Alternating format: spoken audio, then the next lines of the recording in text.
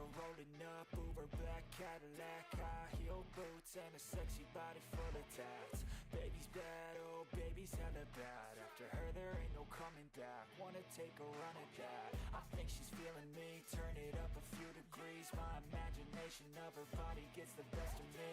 Oh gosh, she's such a tease, bitten lips, bruised knees. I'm addicted to her, need her touching me, cause she got a bad little waist. And we tearing down this place, off the liquor that we chase. Casamigos to the face, baby I don't need no space. Coming closer for a taste, and I'll show you how I make everything just fade away. Cause she's like sex, drugs, cocaine, body so insane. Jealous of the clothing that she wears up on a tight frame. All game, no shame, baby came here to play. I feel like an addict cause she's sex, drugs, cocaine.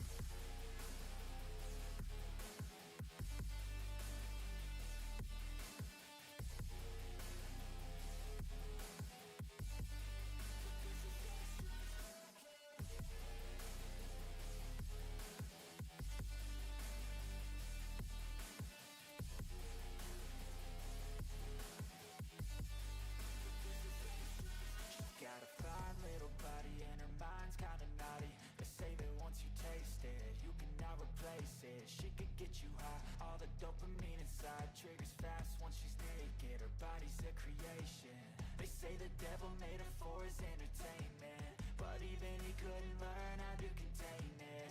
Her high heels make a damn good statement. There is no replacement, a body by Satan. Cause she got a bad little waist, and we tearing down this place. Off the liquor that we chase, Casamigos to the face. Baby, I don't need no space. Coming closer for a taste, and I'll show you how I make everything just fade away. Cause she's like sex, drugs, cocaine, body so insane. Jealous of the clothing that she wears up on a tight frame. All game, no shame, baby came here to play. I feel like an addict cause she's sex, drugs, cocaine.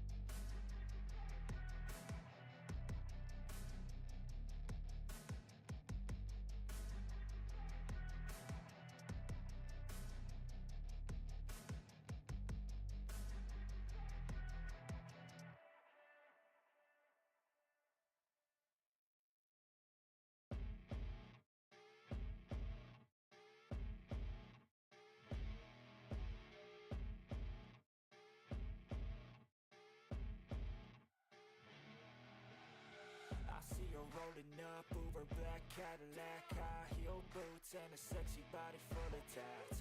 Baby's bad, oh baby's hella bad. After her there ain't no coming back. Wanna take a run at that. I think she's feeling me, turn it up a few degrees. My imagination of her body gets the best of me.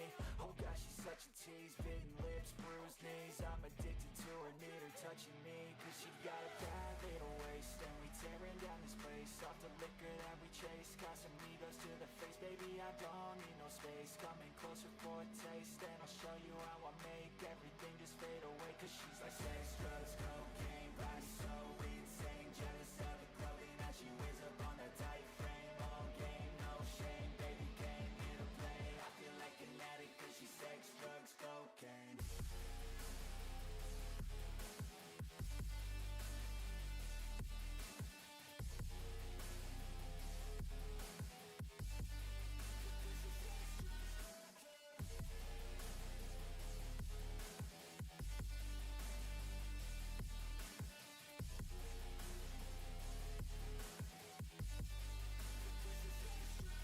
Got a fine little body and her mind's kinda naughty.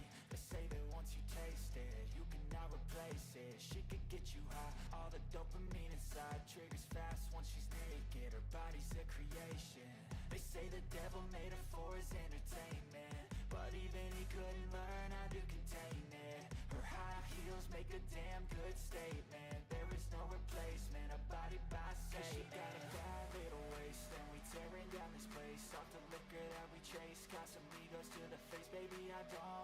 space, coming closer for a taste. And I'll show you how I make everything just fade away. Cause she's like sex, drugs, cocaine, body so insane. Jealous of the clothing that she wears up on a tight frame. All game, no shame, baby came here to play. I feel like an addict cause she's sex, drugs, cocaine.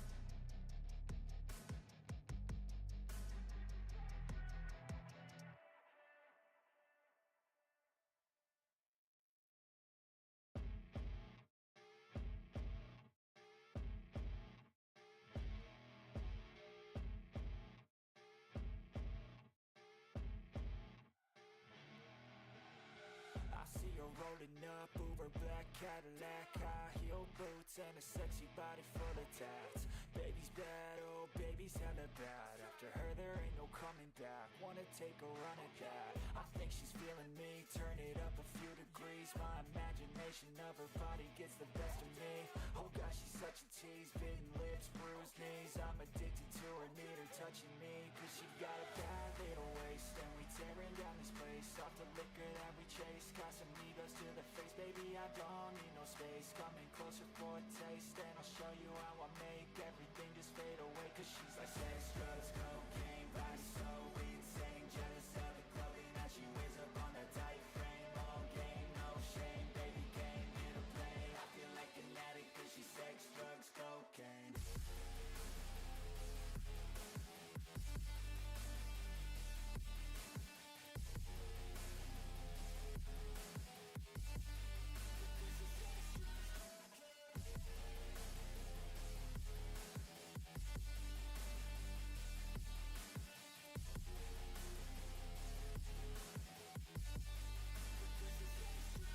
Got a fine little body and her mind's kinda naughty. They say that once you taste it, you cannot replace it. She could get you high, all the dopamine inside triggers fast once she's naked. Her body's a creation. They say the devil made her for his entertainment, but even he couldn't learn how to contain it.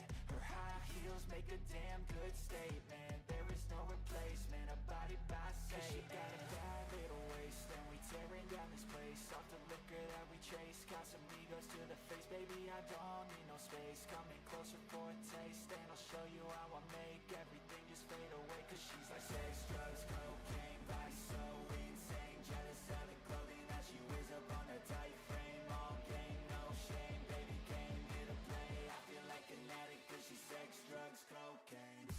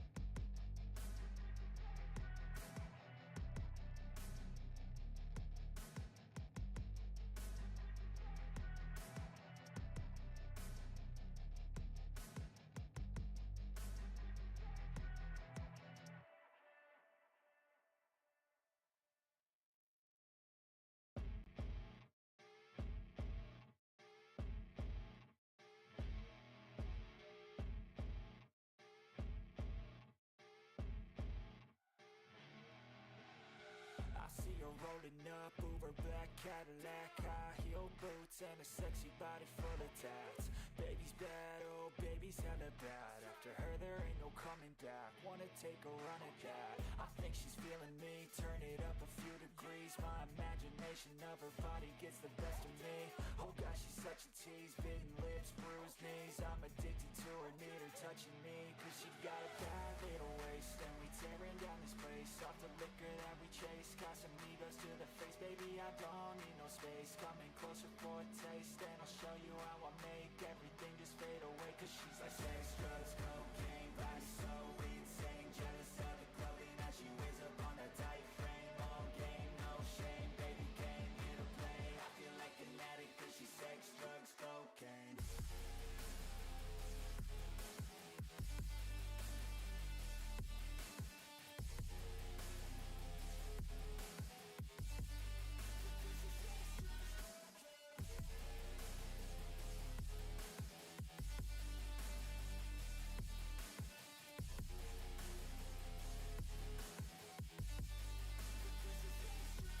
Got a fine little body and her mind's kinda naughty. They say that once you taste it, you cannot replace it. She could get you high, all the dopamine inside triggers fast once she's naked. Her body's a creation. They say the devil made her for his entertainment, but even he couldn't learn how to contain it. Her high heels make a damn good statement. There is no replacement, a body by Satan. She got a bad little waist, and we tearing down this place. Off the liquor that we chase, Casamigos to the face. Baby, I don't need no space. Coming closer for a taste, and I'll show you how I make everything just fade away. Cause she's like sex, drugs, cocaine, body so insane. Jealous of the clothing that she wears up on a tight frame. All game, no shame, baby came here to play. I feel like an addict cause she's sex, drugs, cocaine.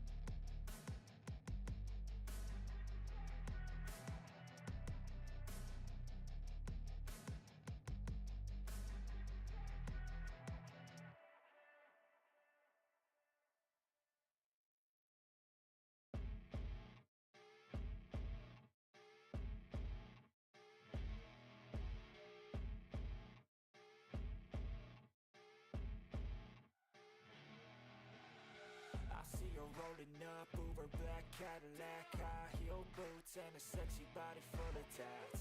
Baby's bad, oh baby's hella bad. After her there ain't no coming back. Wanna take a run at that? I think she's feeling me. Turn it up a few degrees. My imagination of her body gets the best of me.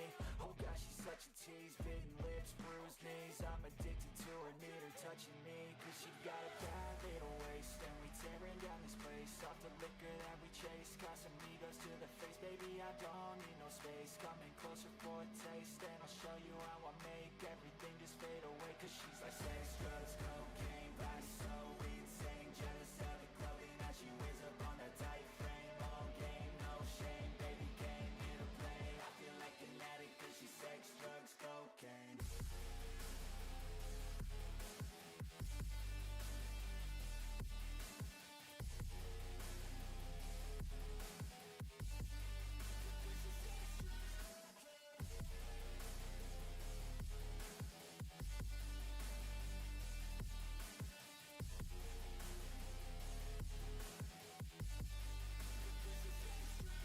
Got a fine little body and her mind's kinda naughty. They say that once you taste it, you cannot replace it. She could get you high, all the dopamine inside triggers fast once she's naked. Her body's a creation. They say the devil made her for his entertainment, but even he couldn't learn how to contain it. Her high heels make a damn good statement. There is no replacement, a body by Satan. She got a bad little waist, and we tearing down this place. Off the liquor that we chase, Casamigos to the face. Baby, I don't need no space. Coming closer for a taste, and I'll show you how I make everything just fade away. Cause she's like sex, drugs, cocaine, body so insane. Jealous of the clothing that she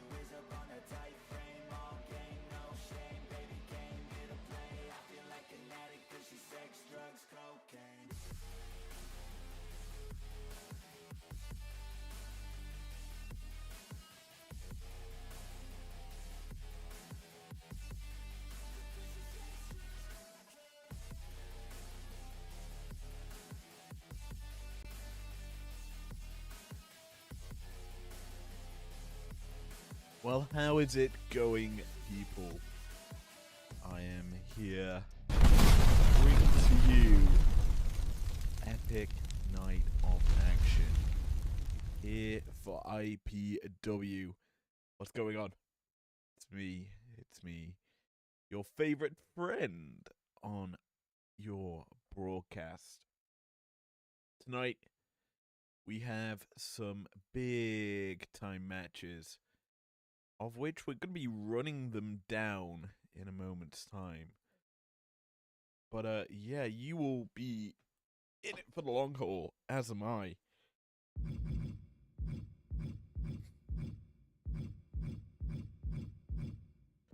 I believe, looking at the card, it's about 12 matches long.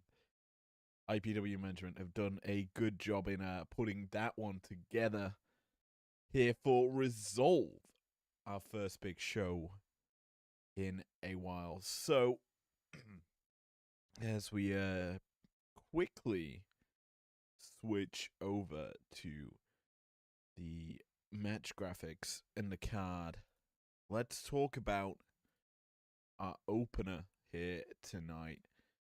Number one, it's an open challenge. Piper Niven, Chelsea Green issued a challenge on Breakdown.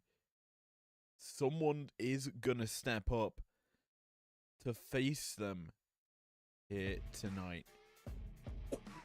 Excuse me. Who will take that opportunity? We shall see. But that is our opener here tonight. And I'm feeling funky. I'm feeling fresh. How about we just jump straight into said opener? Right about... Well, the answer is... now.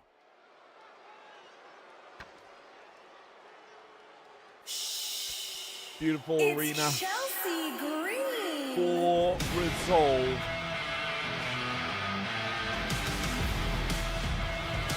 This is going to be a hot mess to kick this one off.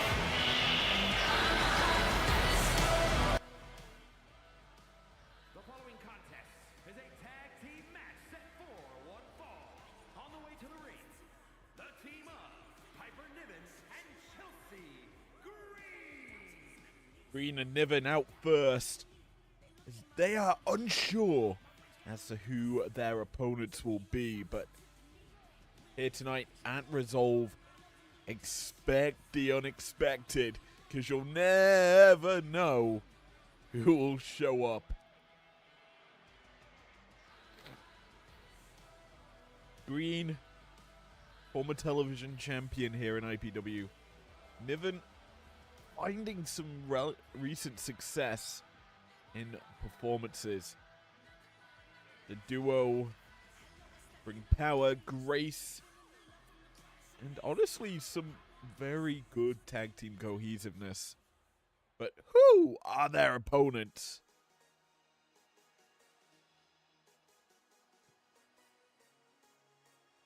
Well,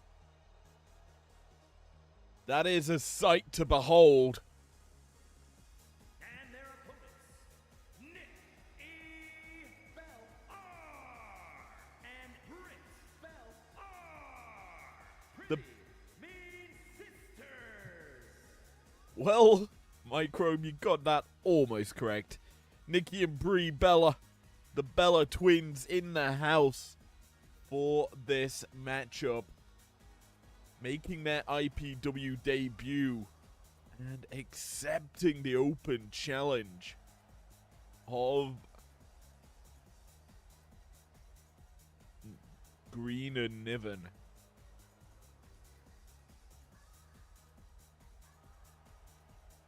Potential here. We got two teams that could go towards that Undisputed Women's World Champion Tag Team Championships. We have obviously Fatal Influence not on the card tonight. And yes, on Thursday night, Green did lay down a gauntlet, that open challenge, stating that she will win this match with taking very little damage. And that is something that we'll have to see if she can muster up here after that nice promo on Thursday night. But turning the attention to the matchup right now, Nikki and Brie competed in an era where there wasn't women's tag team championships in WWE. Both former women Divas champions. Neither of them obviously gaining a women's championship in their careers, as Nikki lands the world's strongest slam. Obviously a maneuver we've seen quite a lot in recent weeks here in IPW, is that world's strongest slam. Mark Henry obviously opened the Hall of Pain. Not able to keep that one going so far. Obviously ran into maybe a little speed bump in Wesley. We saw on Thursday night he took out his anger on that one. And, well, Green's failed her challenge. Thanks to Nikki Bella doing a lot of work here to kick this one off. Green gonna fire back. Snapmare takedown up over with the neck breaker. Putting some work in here onto Bella finally. Nikki, though, reverses that tempo. Sends Green running. Discus forearm from Nikki Bella. Obviously known for that big right arm. That power she can generate out of it is Nikki. But that Rack Attack 2.0 signature to her offense. Obviously the Bella Buster. A maneuver we've kind of seen a bit as well in recent weeks. Not from the Bellas, obviously, but it has been pretty efficient in their, well, in people's utility. As now Niven and Green land a shoulder block as Brie gets her first taste of IPW ring action.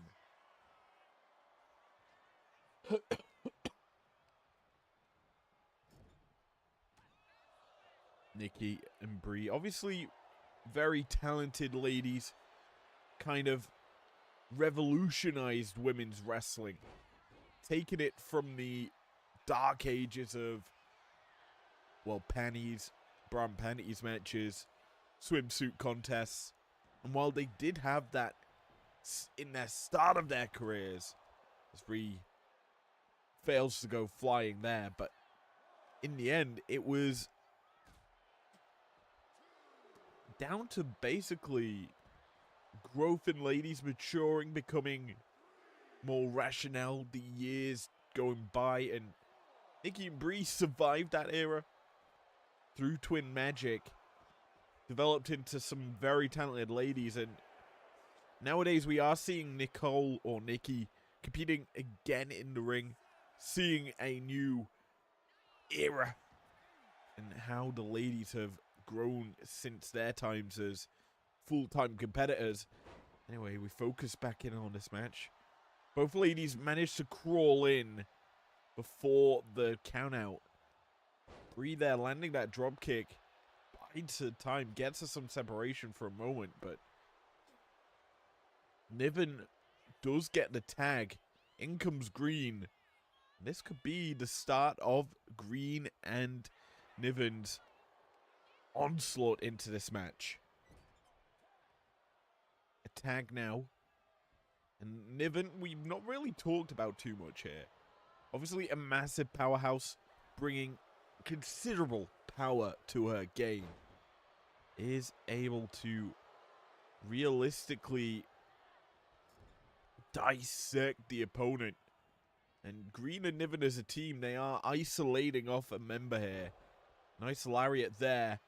Dropping Brie, but Brie's crawling, trying to make it to a corner. Green's going to stop that from happening. Just going to put the boot down onto Brie. Pinfall attempt here. Green trying to get the dub early. Cannot get it just yet. Brie takes advantage. A nice back neck breaker there. Onto the knee. Tag, now the Bellas coming in. Aggressive. STO steps through. Rolling through the alley-oop. Puts down Green, who now has to deal with Nikki. Green getting destructive. Causes some separation. Gets a tag out. Allows Niven in. Who lands the diving crossbody. Drops the elbow on top of it. Niven bringing a lot of skill here. And is kind of righted the ship for this matchup for her and Green. As it's been realistically, it was dominant in the early goings from Nikki. But Green now trying to take the back of Nikki. Can't get it. Instead, now it's Nikki sending Green running into the Bella's corner. Irish whip out here from the duo. And a backdrop to follow suit. Bree back into the ring. Snapmare over the top. She goes with it.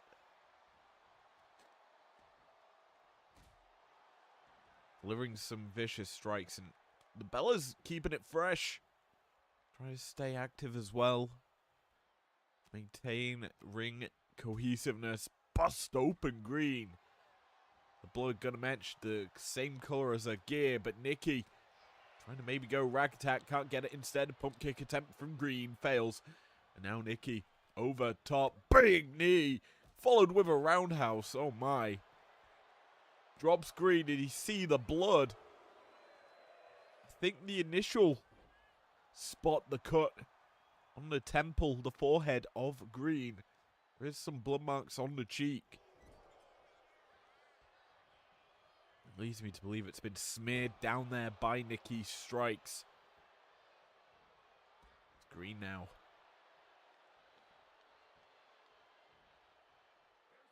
Exiting the ring. Smart. Realizes she's taken some hefty damage. Obviously, the glamour no longer there for her. So she brings in the secret Hervis to break this down, give her an advantage. Niven trying to chop Nikki in the corner, fails. Nikki missing with the drop kick. Back and forth here in the early goings of the show. We're starting off in unique fashion. We don't typically see tag teams start up the show, but speaking of start up the show, 2 out of 4 women in this matchup busted open. Nikki flattened in the corner as well. Niven heads up, goes second rope, drops her, on with the splash into the pin. Bree charging in, saving the match for the team. Niven. Destructive. Green. Getting dirty and cheap. Delivers a shot out the corner. Gives Niven the opportunity to go for this. Big sit-out powerbomb. Nikki's trying to crawl to safety. Niven's not having it. Instead, Nikki gonna have to get resourceful. Change the order of attack. That dragon screw and now an Irish whip. The Bellas tagging often. Nikki up top. Torture act from Bree. There's the knee. Typically, it's the other way around. We see a torture rack. One from Nikki normally, but Bree's the one to deliver it this time. The Bellas biting strong into this one. Niven set up. This is what we expected. Torture rack from Nikki. The leaping knee from the top from Bree. Pinfall attempt. The referee slow to position. Down for the count. Niven able to kick out of a second. That onslaught. certainly being felt.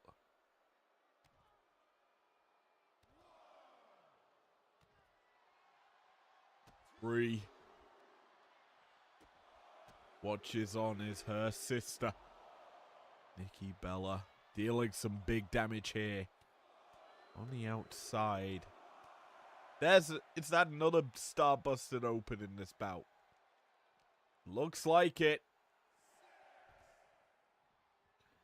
3 of the 4 busted open as Nikki taunting in the ring. Busted open as well. Count out almost imminent as Nikki actually breaks the count. Doesn't want to win in their debut via a cheap method. Both Bree and Nikki kind of dealing with their opponents right now. Bree swinging neck breaker, putting down Niven. Nikki on the other side takes out Green. The action just going all over the place. As now count resets again. This isn't a tornado tag match, by the way. We've just spilt to the outside for this craziness. Green drops Nikki with a big boot. Niven sends Bree running into the barricade. Is going to make it back into the ring. She breaks the count up. Niven watching as Nikki getting beaten up by her partner.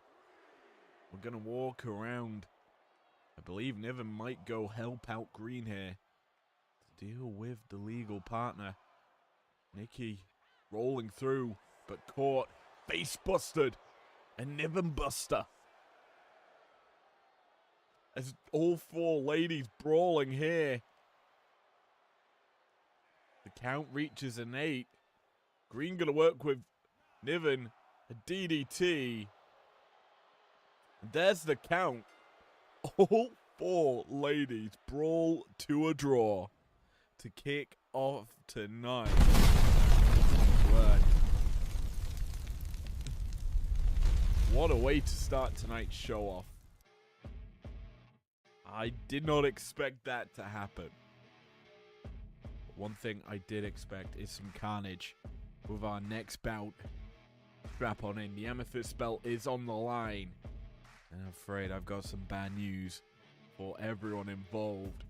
It's going to be the Bullhammer versus the Claymore. Which weapon's more deadly? Let us find out here to kick off the championship bouts here tonight.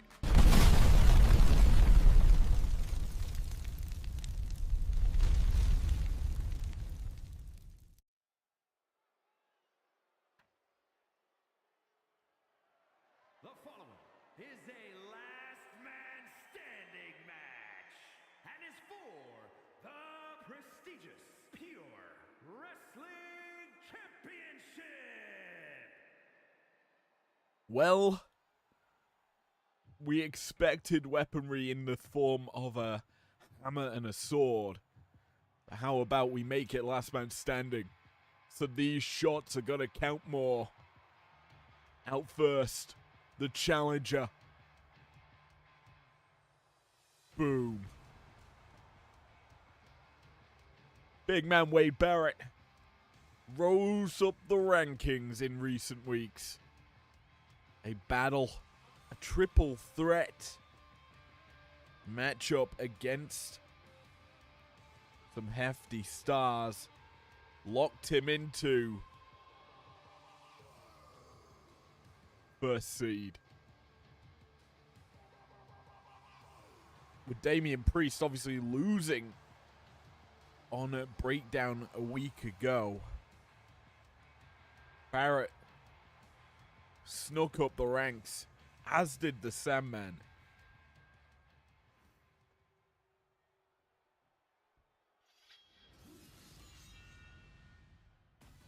They garnered themselves some big matchups for themselves as a whole.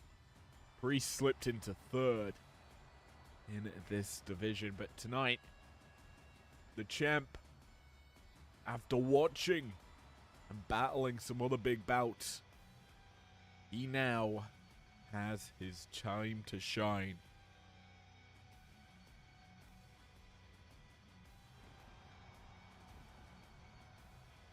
Arguably one of the biggest threats in IPW, Drew McIntyre has certainly showed why he is a warrior. Time in, time out, he has stepped into this ring and he has put on one epic battle. Tonight is going to be interesting because I'd say Barrett, a more long-standing member of the IPW roster, dating back to New Year's Smash, of all things. Competing in that initial tournament for the crown. Did fall short that night, but McIntyre realistically only came into IPW when the brand split. That was when he had his big breakout moment. Let's toss it to Mike Rome for official championship introductions.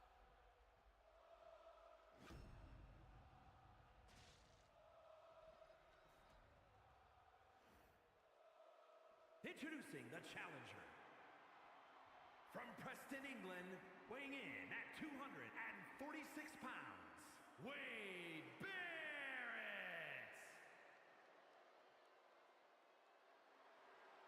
And his opponent, from Ayr, Scotland, weighing in at 254 pounds, the prestigious Pure Wrestling Champion, the Scottish Warrior, Drew McIntyre.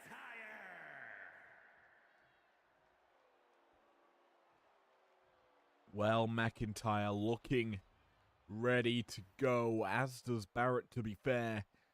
Championship handed to the referee, the amethyst belt on the line.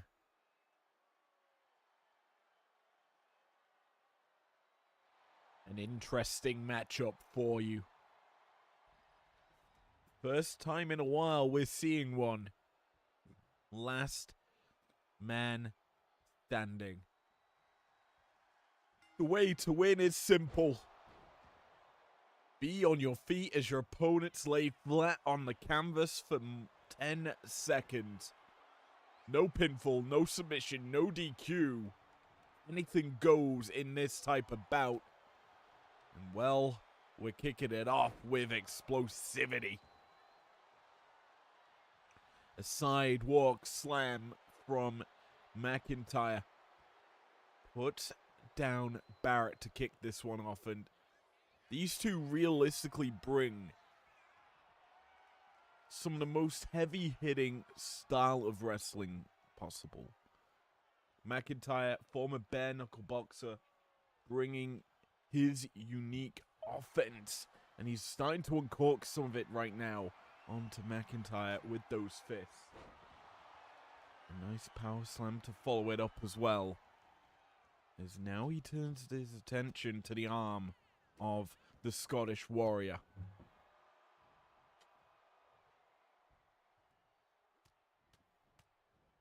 Typically speaking, when we watch a Barrett match, it's typically in multi-man situations.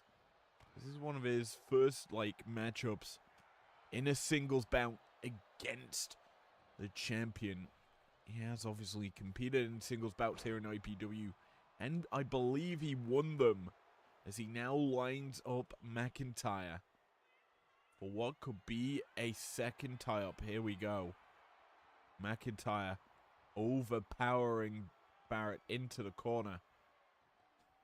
Get a close-up shot of the action, and there's a big fist out from Barrett. The champion eats it well, but does get tossed to the floor in a second. And there's a lariat. The action picking up here to start the show. We saw in our previous bout just how much carnage can be caused at Resolve. And tonight, we're looking to resolve this championship bout with the most extreme caution. Barrett throwing in some big shots, tossing McIntyre into the ring post. Remember, the referee cannot intervene into this match until one star's been incapacitated for 10 seconds. A big DDT there, and the first count of the bout begins. Referee Big Man Gregathy issuing the count. Gets to 4 on the first go about it. And this is the thing about this sort of matchup. The star that's in control, once that count starts to begin, he will more than likely take time to gloat. Watch on, he doesn't need to attack. He can bide his time, recuperate. That sort of thing happens. As we see it right now, Barrett just watching. Now trying to catch McIntyre, but McIntyre realizing what Barrett is doing. Finally Drew calling his shots. He gets to go to work now. The count broken. An Irish whip sends the action spilling to the outside. And you'll notice the referee will follow this.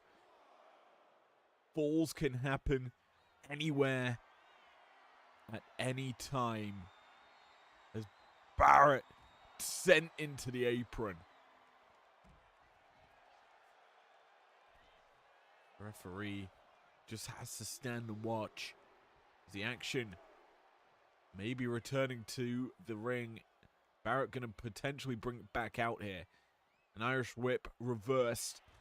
McIntyre sent headfirst into the barricade. The count begins here. Is our referee getting a good look of this. Barrett around the world. A deep 6 connects. McIntyre down for the count. Up at 3. And the action continuing. Barrett getting cocky. But McIntyre might have had enough. Goes under the ring, grabs himself a baseball bat. Barrett playing duck and weave. He goes down under.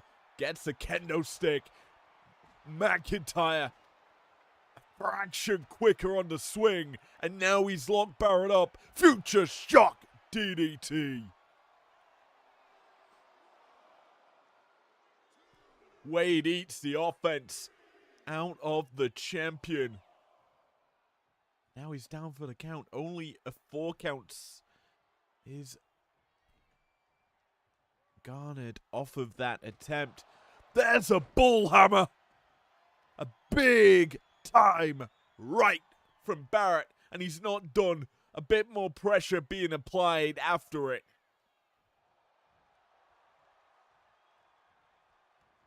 He's just keeping the work on.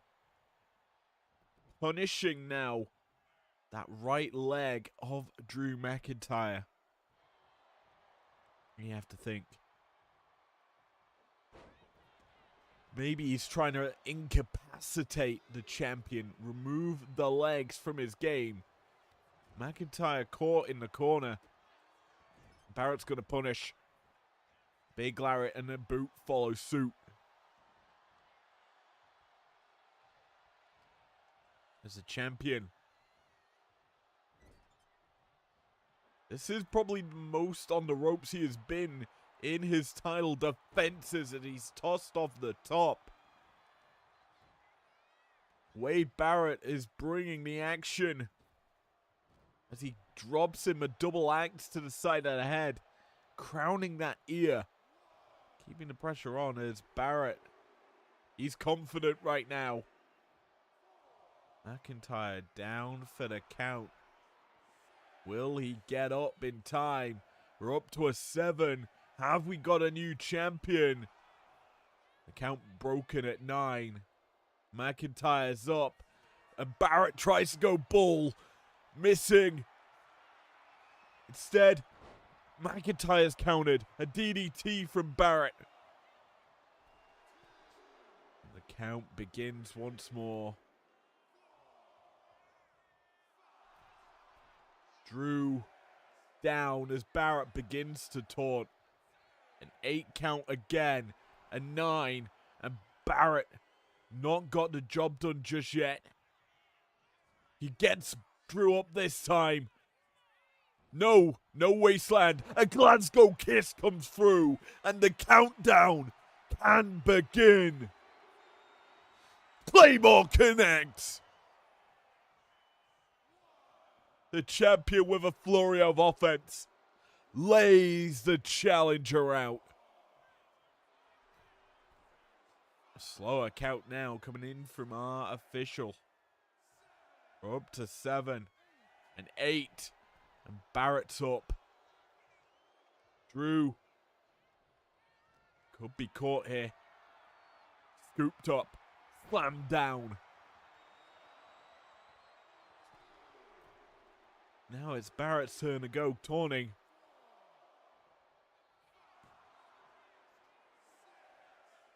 A referee gets to 7. Barrett, I think, has made a fatal mistake. Taunting at the wrong time. As now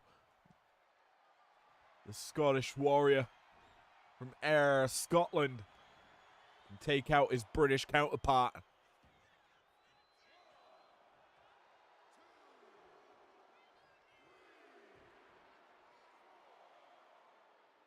The count slowly goes up. We reach a 6. McIntyre catching. No, not catching. Does manage to grab a hold of Barrett. Barrett's out the grasp so quick. An Irish whip sends McIntyre into the corner. Eats a big right hand. Barrett. Pressure on a boot. Puts McIntyre down in the corner. Choking away. It is becoming very hard for the champion to ignore this challenger. McIntyre eating heavy offense from Barrett. The count continues to rise. We're up to an 8. McIntyre's up. For how much longer? A leapfrog from Barrett. Tries to maybe go belly to belly. Count connect. Instead, a Claymore does the job. Shot landed for McIntyre. But Barrett's dropped again. I believe McIntyre beckoned the challenger up. Just flattened him with that second lariat. The second shot, not the kill shot. I think the first shot did the job. We're up to 9. Barrett's up. But for how much longer? Hooked up. Planted with a future shock. McIntyre, has he done enough? The challenger's down. The count getting higher. We're up to 7, 8. The carcass of Barrett slowly rising at the count of 9. And he's busted open the champ. The offense slowing down as this match continues to go on, but the shots are getting heavier and heavier. The bigger offense being utilized. The champion back up at 9. There's that Claymore again. He's not done though. Barrett sent flying. Champion may have been going for a weapon there. Barrett down. No movement there. Visible. The count reaches 6. As well, we're getting a nice look at McIntyre. And Barrett's out. The champ retains. And what a way to retain. back and forth in the early goings. Barrett, I felt, edged it to begin the match. But as it got later, McIntyre bided his time to strike. Barrett caught too many times taunting. McIntyre made him pay. Simple as you like.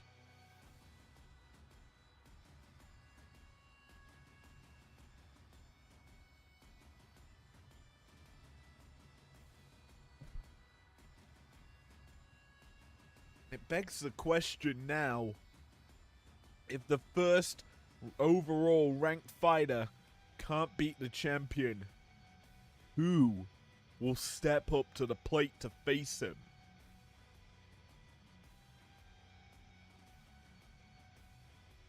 Here is your winner, and still prestigious pure wrestling champion, the Scottish Warrior, Drew McIntyre. Not many people can say they could hang with the Celtic Warrior, Scottish Warrior, I should say. Celtic Warrior is Sheamus. Maybe he could be the next challenger. Who knows? But regardless of that, McIntyre retains here tonight. As well, he takes his victory lap here in the arena. The action pivots back to primetime side of things. Actually, it pivots to it for the first time tonight.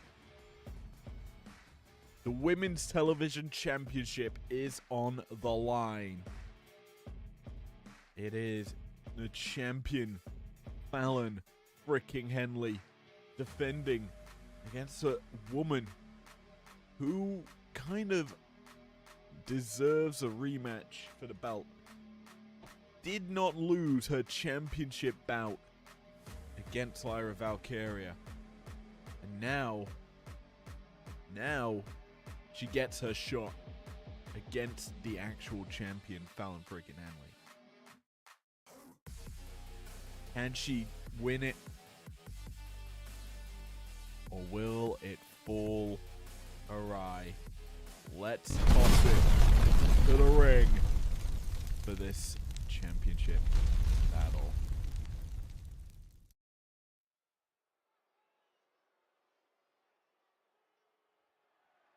The following contest is scheduled for one fall and is for the undisputed Women's Television Championship. Alicia Taylor out for the first time tonight. Speaking of out for the first time, it's the Princess of Staten Island. A second championship bout here in IPW. Looking to beat a woman who has never lost in one-on-one championship bouts here in IPW.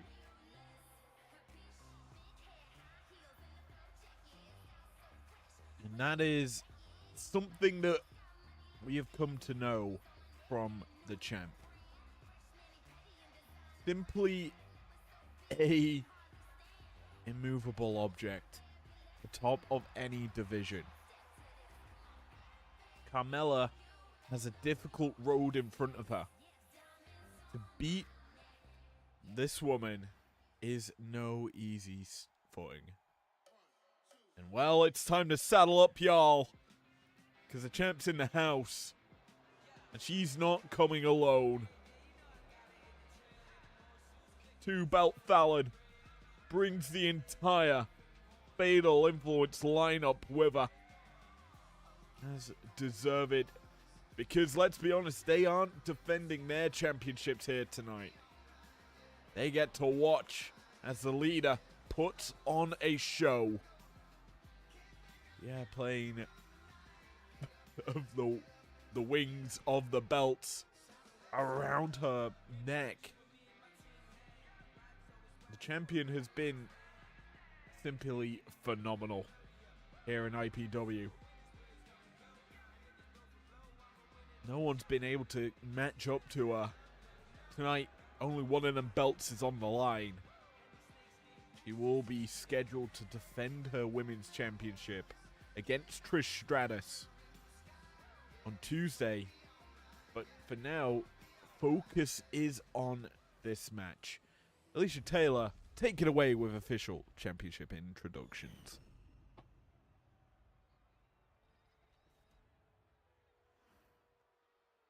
Introducing the challenger from Staten Island, New York, the Princess of Staten Island, Carmella!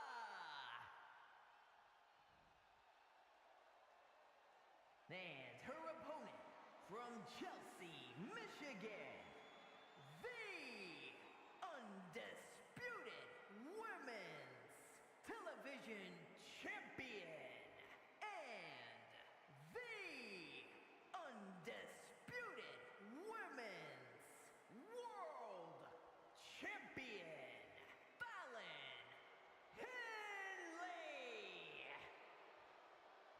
Henley! Henley clearly handed her undisputed women's world championship to Kiana before the championship introductions, because it's all about the television belt here tonight.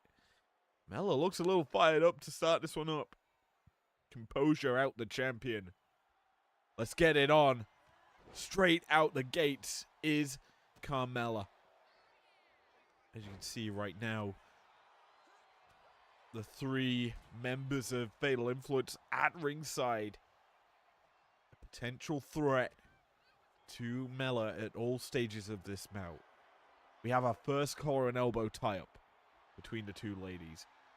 Mella gets the better of Fallon. That's something that I'm surprised about. Fallon brings a lot more power in her game, and we're seeing it on display. Backdrop suplex out from the champion.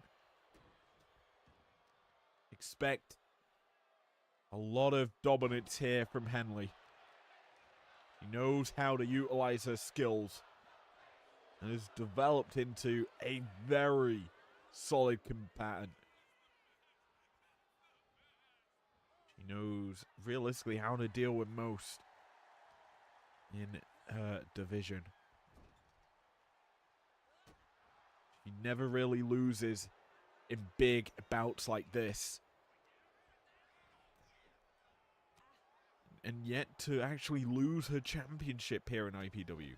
That is a hefty thing to say, considering every other belt seems to be, or every championship seems to be hot potatoed, especially this women's television championship.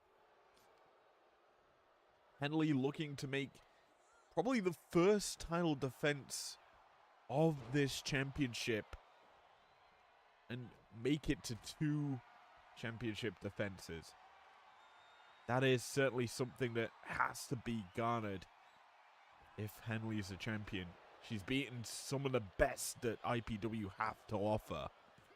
This is the shot as she gets a near fall here over Carmella. A roll-up attempt, Mella trying to steal it right now. Down for the count, but only a nothing coming out from the referee. As the referee's now distracted. This was the woman we saw a lot of Bella Busters from.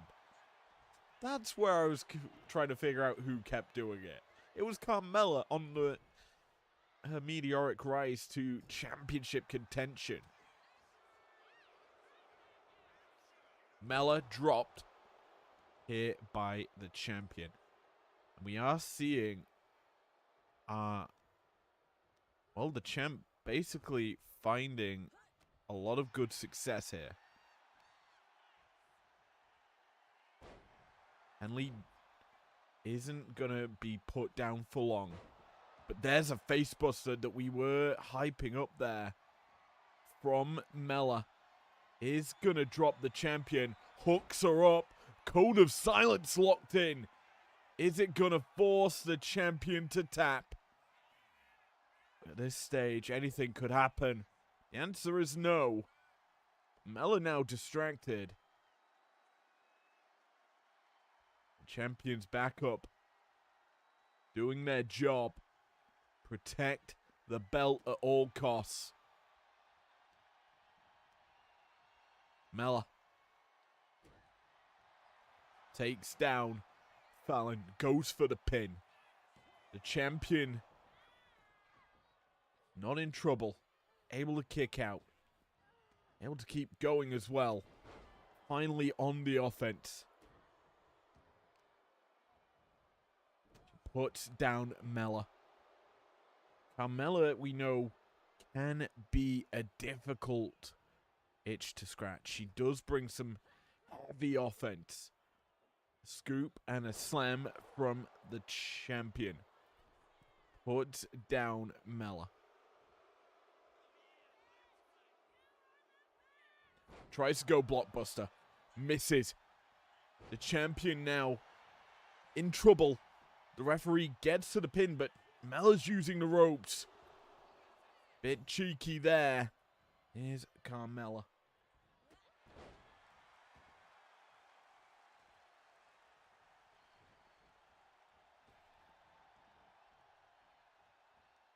Down the champion.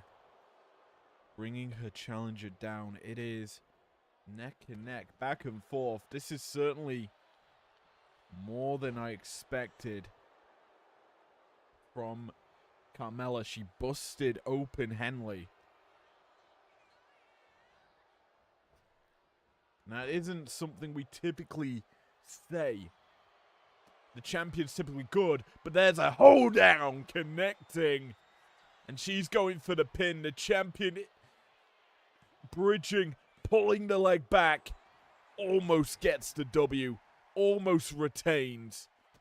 And the rest of Fatal Influence who are watching on. Feeling the frustration the champion does.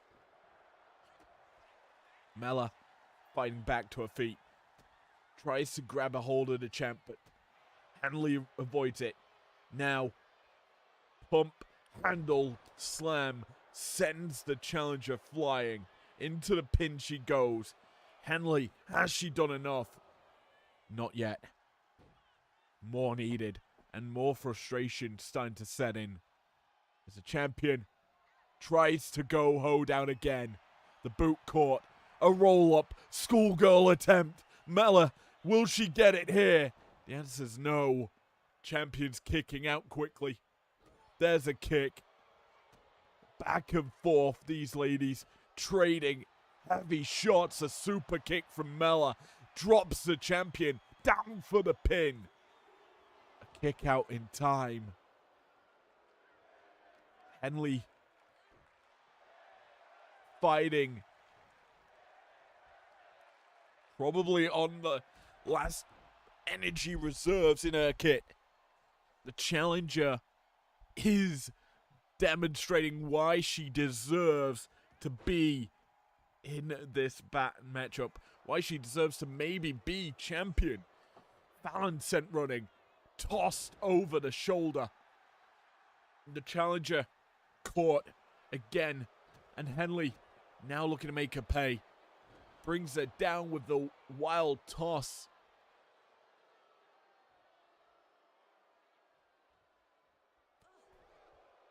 Yeah, we look at Carmella. Obviously, a lot of history between these two ladies, dating back to the build-up to City Limit, where Fallon obviously goading the former champion Lyra Valkyria into a championship matchup, belt versus belt. Hence why now Henley is to belt Fallon. Blockbuster connects this time, and Henley goes for the cover. But as we were saying, it was, well, there's a pinfall. Champion retained, but the history was that Carmella obviously got the title shot against Lyra Valkyria with Fallon as special guest referee. And in that matchup, Fallon DQ'd, I believe, Lyra. And while Carmella won the matchup, it was not a championship garnering bout. And Fallon knew what she was doing just to set up for this. And Mella, well, she put some pretty big offense down onto the champion. It did not come to be as that kick there, the hoedown connecting. The champion just kept going through the challenger. At the end, that blockbuster sealed the deal. Carmella didn't really survive the big offense, and the champion retained.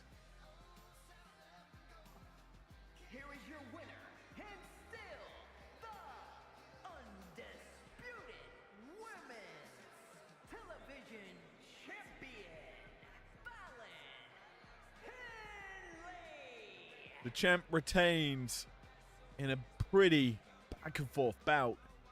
But she's got one more threat coming on Tuesday night. Can she defend the belt there?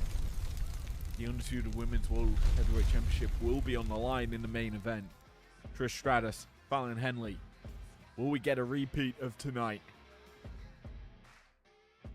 But something that won't be repeated. It's time. Briefcase on the line. The Resolve ladder match for the men's side of things. 8 of the best to do it. We have rank 2, 3, and 4 from the men's top divisions. So the Undisputed Men's World Heavyweight Championship and the Emerald Belt. So the top three from both those divisions outside of the number 1 contender.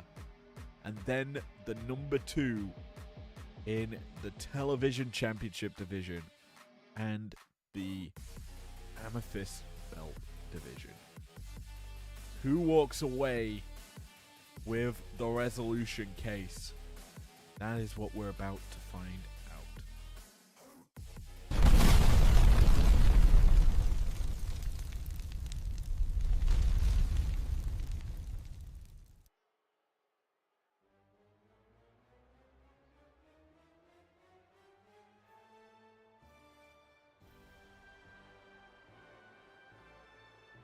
The Macho Man topping The following contest is an 8-man ladder match. Making his way to the ring from Sarasota, Florida, weighing in at 239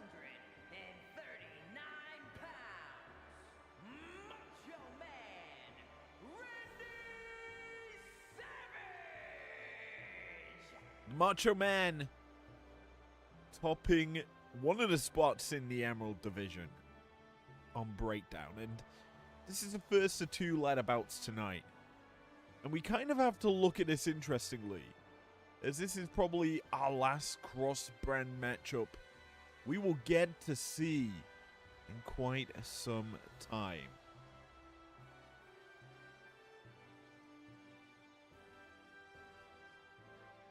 Who walks away with the briefcase, brings it to their respective show?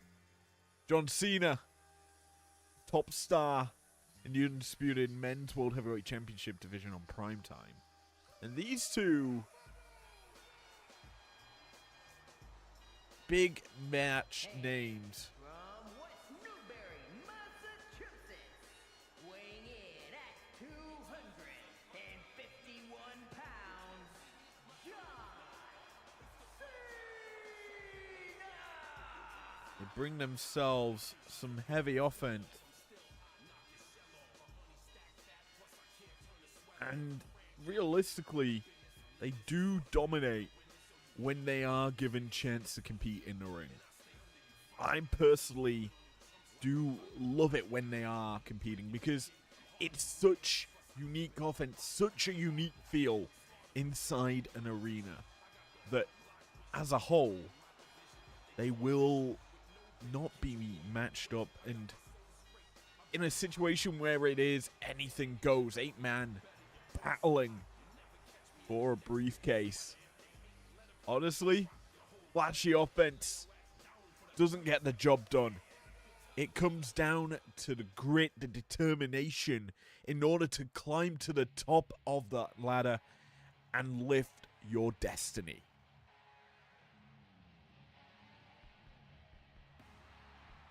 Speaking of destiny, what a week he's had. Next out, representing And from Philadelphia, weighing in at 240 pounds, the Sandman.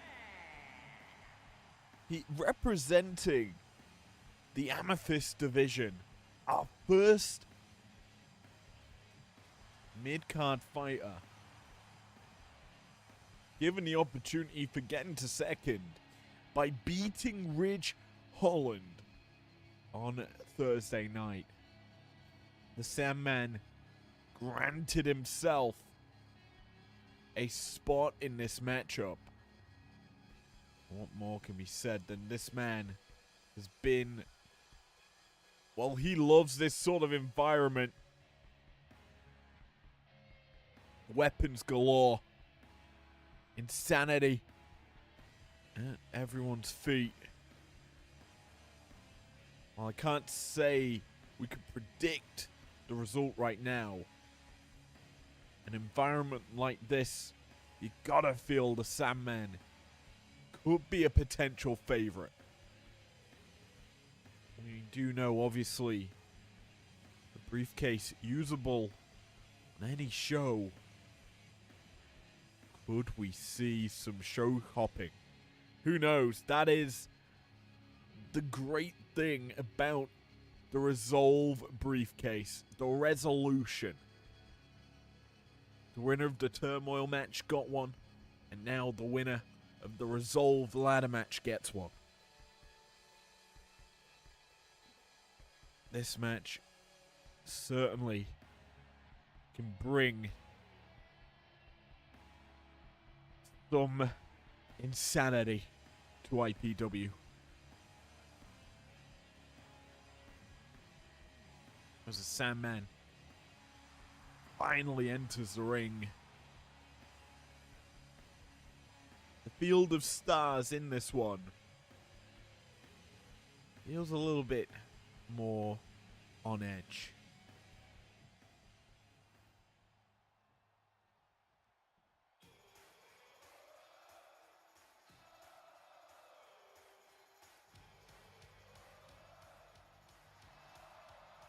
Let's go.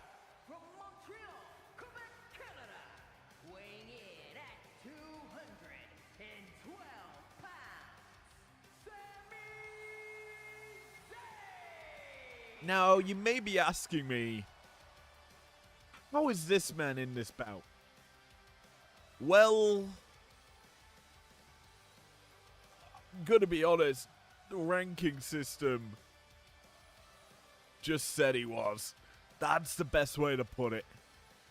He sat quietly in a spot that can qualify for this matchup. Well,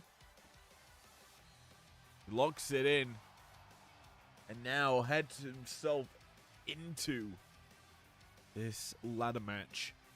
A match type that Zayn is not unfamiliar with. Certainly one of the more innovative stars in this type of matchup. But can that innovation garner him success? He has some big names in this battle.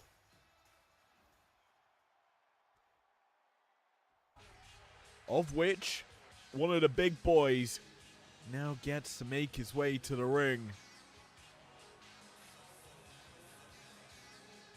Another man. And representing the NWO from Detroit, Michigan, weighing in at 328 pounds, Kevin Nash! Another man in the Emerald division, who on Thursday night in that main event lost out to LA Knight. Yeah. Nash now tonight, he gets that briefcase opportunity, and the big difference between losing that bout against Knight to now being in this matchup is the ability to potentially challenge whenever he likes, for whatever he likes. The resolution isn't restrictive in that case. And Nash, he's got his eyes set firmly onto that briefcase.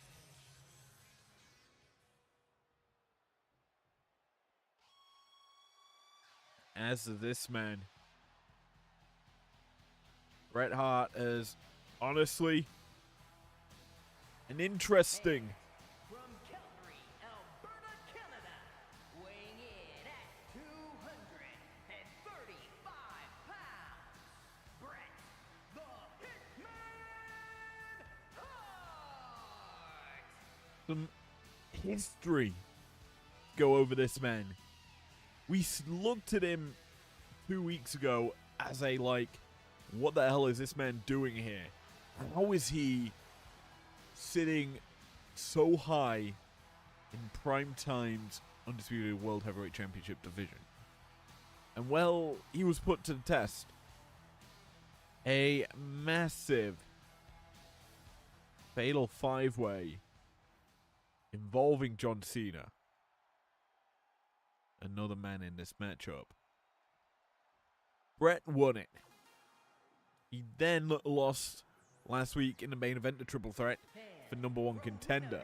Manitoba, Canada, weighing in at 224 pounds, Kenny Omega! Basically, he also beat this man, I should point out. But Kenny, Bret, and Cena, obviously, Bret and Cena had one last tete-a-tete on Tuesday night with Samoa Joe, which Joe won out and now gets to have his rematch with American Nightmare tonight. These men in this matchup, honestly, I would have to say any of them could win it. The 7 out of 8 enter the ring now.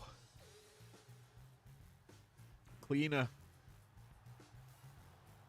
I feel, is my most deserved winner of this briefcase. But I have a feeling he is the most likely to squander the opportunity. And that's not me speaking ill will of Kenny. He just has that history in IPW.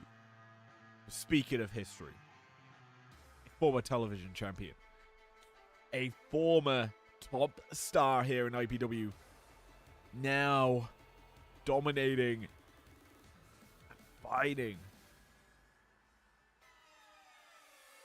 for the briefcase yet again.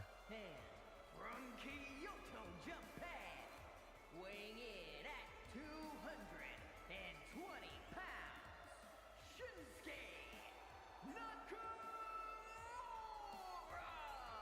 Nakamura! Nakamura always seems to end up in these situations, and it is so nice when he does. And you look at the names of this bout, some history with quite a few of them. Zayn, Cena, hell, even Kenny Omega for a brief stint in New Japan. But tonight, the history doesn't matter. It's all about the future. And resolving the conflict and garnering a resolution.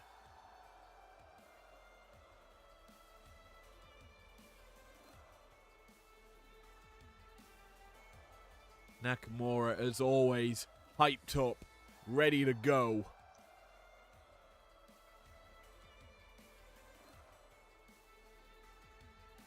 And well, guys, Expect carnage. We're underway almost immediately. Nash putting on his big boy act. Having to battle Macho Man. There's a NWO reuniting moment, I should say. Bret Hart, also another member of the NWO. Cena, technically a member of the NWO. If we if you think about it, with the 5-5 Funhouse match, but let's focus in on this bout. Ways to win, pretty simple.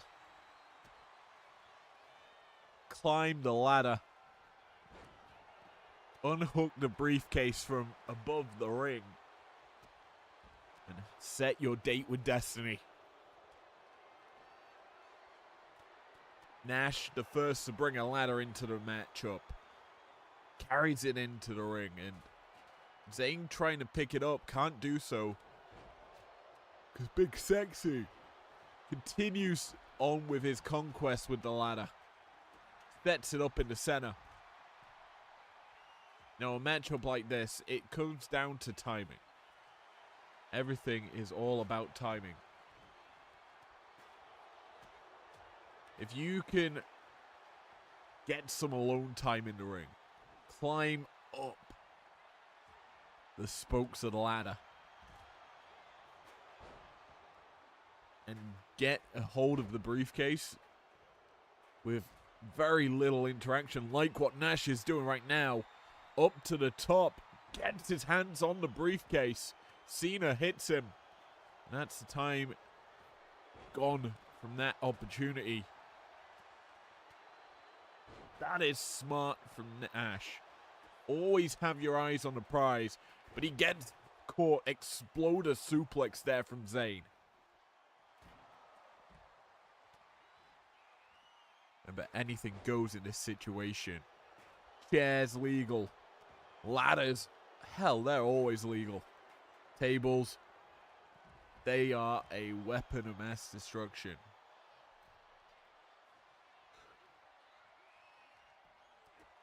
Cena into the ring. Yoshi Tonic connects onto Zayn. Those two have a bit of history. That's just Cena and Nash a little bit. Backdrop there from Nash.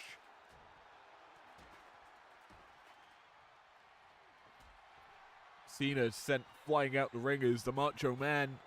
He heeds the call for a table. Inside the ring, it's Sandman and Omega battling. The Sandman tries to grab that ladder. Can't keep a hold of it as Kenny clears him out the ring. Zayn and Omega reuniting in the ring. Tornado DDT from Zayn gets the better of Omega in that situation. Cleaner sends the Macho Man running into the corner, and that's taken the ladder out the picture. That is probably the wisest thing Kenny could have done in a situation where he's having a brawl. But he's caught right now, fights out the grasp of the Macho Man. Nash watches as Nakamura takes the ladder well and truly out the ring. Speaking of well and truly out the ring, Macho gets tossed out of it by Kenny. This is the ring emptied right now. Down to 2 stars in there. Macho Man gonna potentially return back in with the ladder. Nakamura has one as well. He's gonna bring that one in as 3 carcasses lay down there inside of it. Cena. Tossed! Oh, nearly landing on the stairs. Sandman getting a bit extreme already. Macho cleaning house. As Cena. Meanwhile, Blue Thunder from Sammy on the outside. That has to be pointed out. Sammy lining up Nash. May have been thinking Helluva Kick. Not going to be what he does.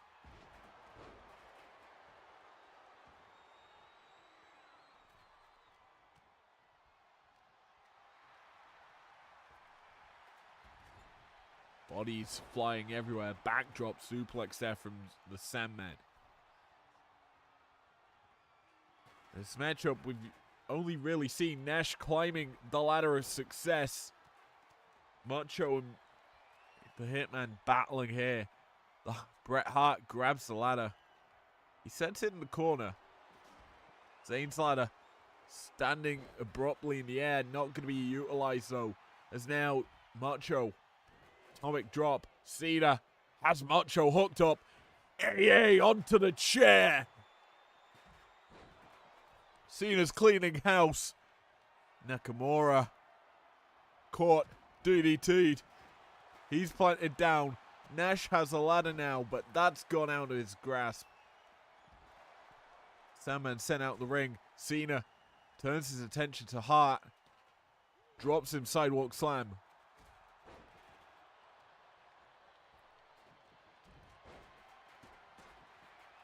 Bret spikes Cena's head onto the ladder.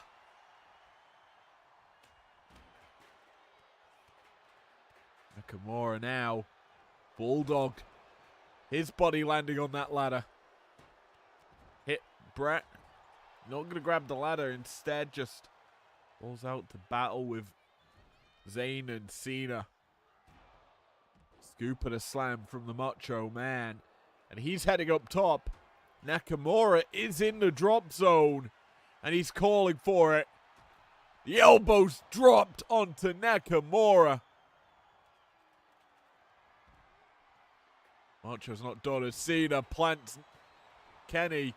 Perfect position for the 5-knuckle shuffle. And he gets it. Not the typical means of doing it. But off the top certainly does deliver that epic punch. Speaking of epic punches, Cena also busts Kenny open with a big right. Zayn, the only one in the ring. For a moment, he was the only one standing. Kenny back up. Nash up. Cena and Bret Hart up. Nash has isolated the ring. It's only him standing. Someone got busted open there. I believe it was the Macho Man. Sidewalk slam from Nash. As another ladder picked up here by John Cena of all people. Nash is climbing up.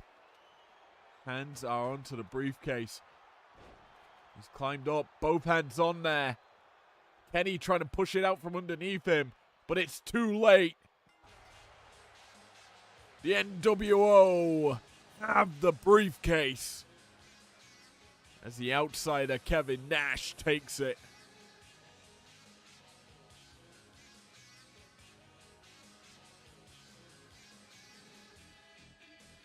And what a way to win. He was realistically the only one in my eyes that was trying to climb that ladder, was trying to win. And what a way to win it was. He took out everyone. Delivered the big offense, and now Big Sexy. He could have a date with destiny.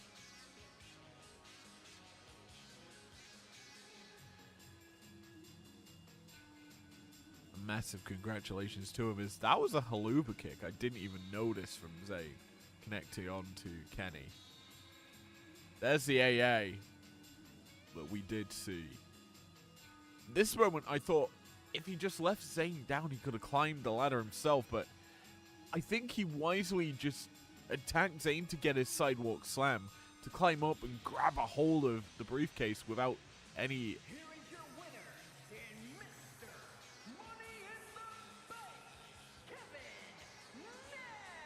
That's a way to get the opposition down and out for the count, as well as an easy way to grab at that briefcase. But congratulations, obviously, to Kevin Nash for winning. But winning is something that we're yet to see from, well, the champions of the tag team division. Can they beat a foe for many a year? It's a New Day and the Usos doing battle right now.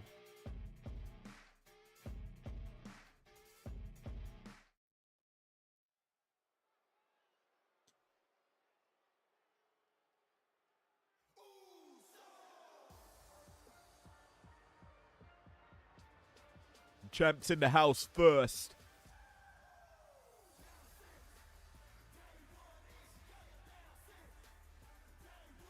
Breakdown's first shot at the tag team gold happens right now.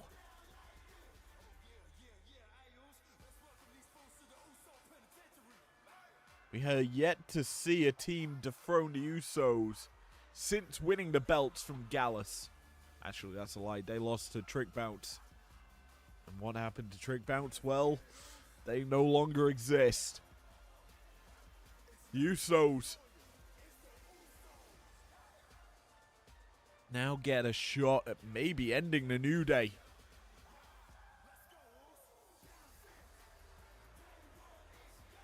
We will see, because this bout, there's a lot on the line. A lot to really fathom, because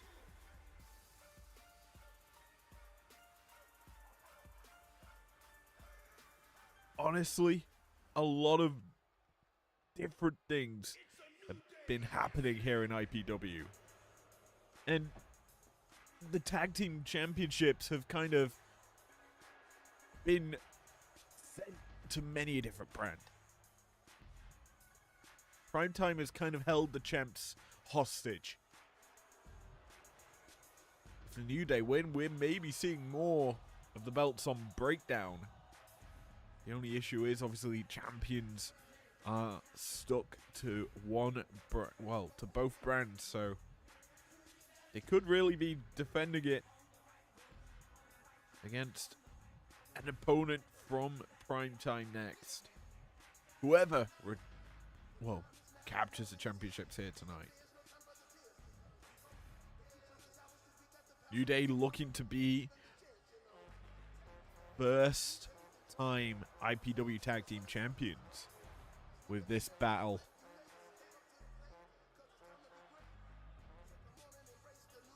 Usos looking to retain for the, second time in a row.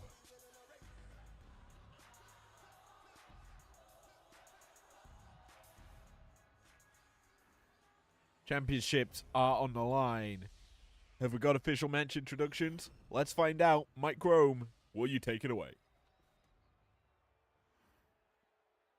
The following contest is a tag team match set for one fall and is for the undisputed World Tag Team Championship.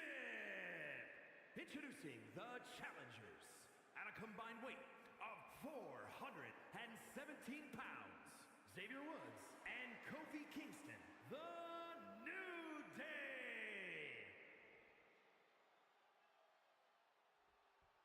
And their opponents at a combined weight of 493 pounds, the undisputed World Tag Team Champions, Jimmy and Jay, the Usos.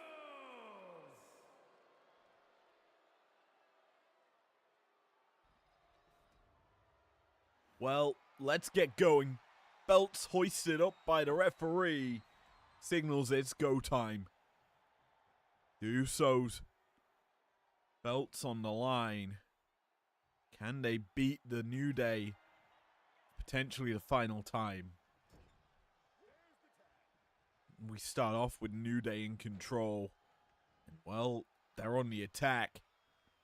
There's Kofi and Xavier working together. A leg drop and then a splash. Doing the damage needed to the early start of this bout. And you kind of have to feel the action in this sort of matchup. It comes down to who can just land that last big shot. Who can isolate off their challenger and just beat them to a pulp. New Day staying on the offense early. Cohesive tags on display. Xavier leaping forearm strike there. Starting to really do some work here against Big Jim. Jay forced to watch on from the apron as his brother avoids that shot. An Irish whip and now the tag. As in comes Jay. Hooked up. My time straw. That leg being targeted. Wise from the Usos. Known for that little chop block attack to set up for the end of the match. So going for the legs early into this bout certainly sets them up to incapacitate the opponent and give them a better opportunity at putting an end to this one. Another tag in. They're stalking the prey. Turns them around. Pop up. Samoan drop. Connects with the big offense. And they're going to look to keep the pressure on. Xavier's eating some heavy shots. This is only the beginning of the bout. So much could potentially happen as the action continues to unfold here. Another tag in. The Usos just constantly moving, constantly forcing difficult situations as once again that targeting of the left leg. Woods' vertical base certainly could be in trouble. Having to utilize the ropes here to climb back to his feet. That's the sort of damage that's already been done to him. He is able to maintain a stable base and is going to be able to run for a little bit, but for how much longer? Again, the pop-up Samoan drop connect. The Usos just remorseless in this situation. Woods fighting back though now. Has the chance to strike, to battle, to get to the corner. He's able to get there, but unable to capitalize on that. A little bit unsteady. As once again the Usos stalking their prey. They're going to send him back into that Samoan drop, and it's repetitive offense. I know it is, but it is certainly effective. Because constantly eating the same shot on the same place is going to rack up damage. Woods nips up, gets up, hits a big knee. This could be his turning point here against Jay. Puts him in the corner and tags out to Kofi. Kingston back into the ring. Back on the attack. Tags out. Woods runs in, charges, hits a spear, sets up for a splash in the corner. Up, belly to belly. That is some typical New Day shiz. But that is typical Usos. The chop block that we hyped up does the damage. And it does set us up in a good means for a New Day loss. I mean, a good way for an Usos win, but who cares? It is damage. It is effectiveness. The Usos again stalking their prey. Woods in danger, discombobulated for the 1D. Down for the pin. 1, 2, no. The Usos don't retain just yet. They have isolated Woods. They have destroyed him. Woods needs to find an escape. A roll-up might do it.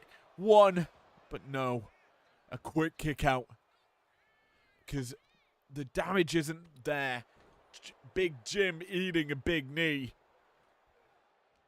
Woods needs to get out of here. Kofi needs to carry this team. He can't escape. He eats a super kick. And perfectly in the drop zone lies Woods. An Uso splash misses though.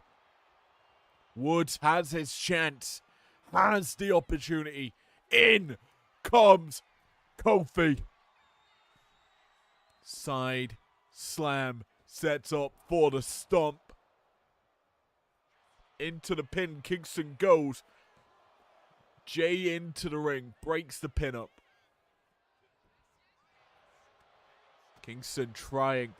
But he eats a super kick to the body. And then the slap. Takes the taste out of his mouth.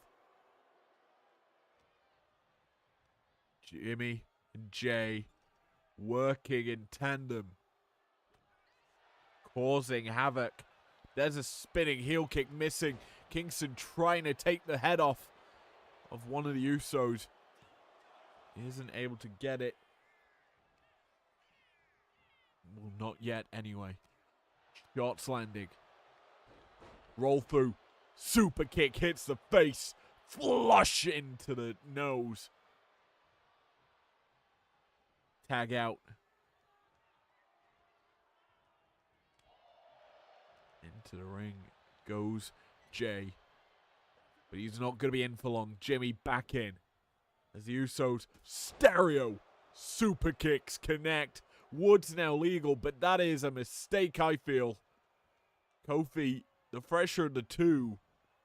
Woods just needs to get out again, I feel. Or set up for something.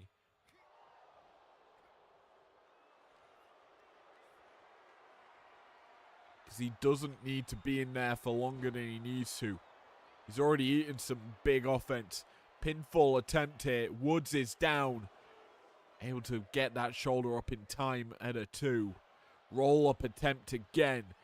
This is maybe costly for the Usos, but they're able to get out of it. Big Jim. Keeping the team in it. A kick to the gut. There's that uppercut. Spiking the face. There's some cockiness from Big Jim. It's now Kofi's in and he eats the chop block this time. Jimmy taking it to Woods. Going to send him running. Puts him in the Uso penitentiary. Super kick connects. Flush on the jaw.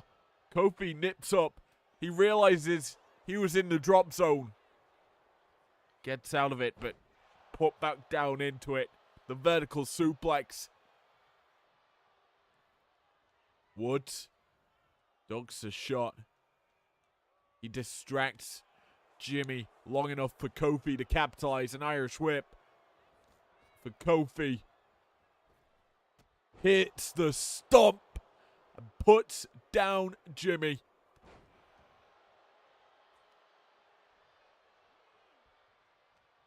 Jay forced to watch on as his brother getting dissected by the New Day, who are setting up. Big boot in the corner.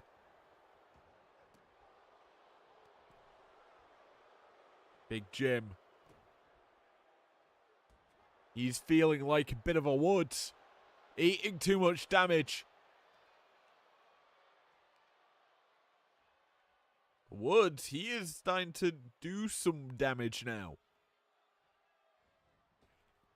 Charges in, trying to land the Shining Wizard, misses. Jimmy taking the back. Backdrop suplex, beautifully executed. There's the tag out. Jay now legal.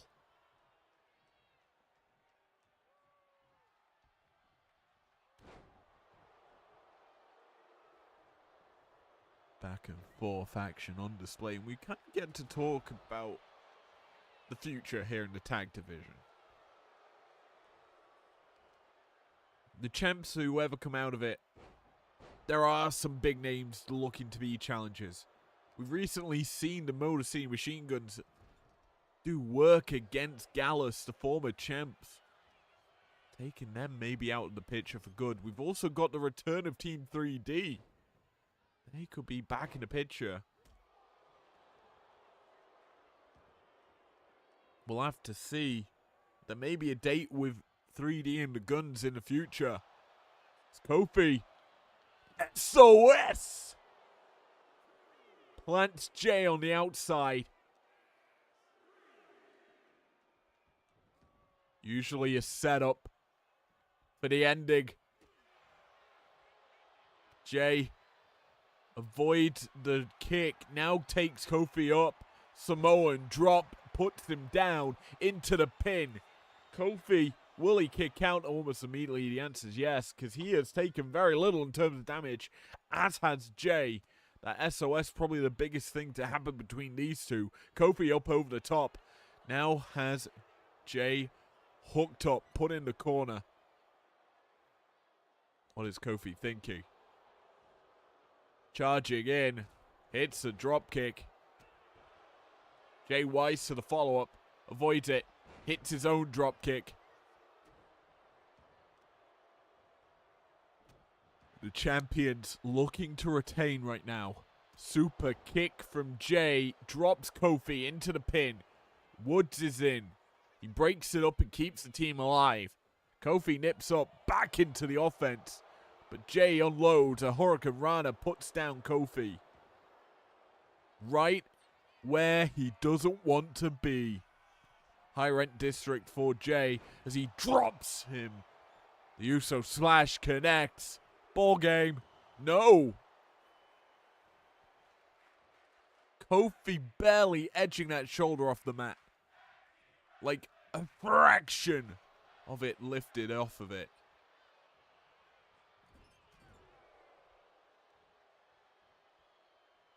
Kofi needs something at this stage of the match.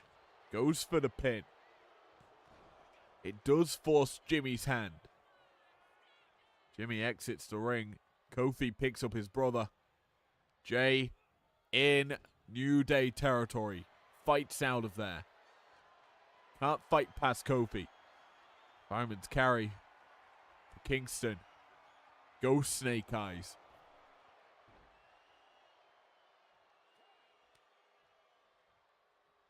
Woods could go coasty coast. I thought maybe he was there. Not going to be able to get it. Instead, he's caught in a loop. Misses a shot. Jay takes the back. Irish whip. Woods trapped.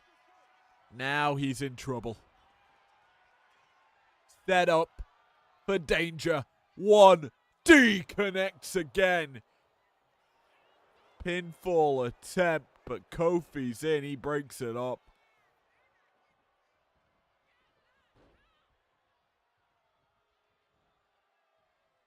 Woods and Kofi battling hard for this championship. But the Usos, they are in control. They have been for the majority of this matchup.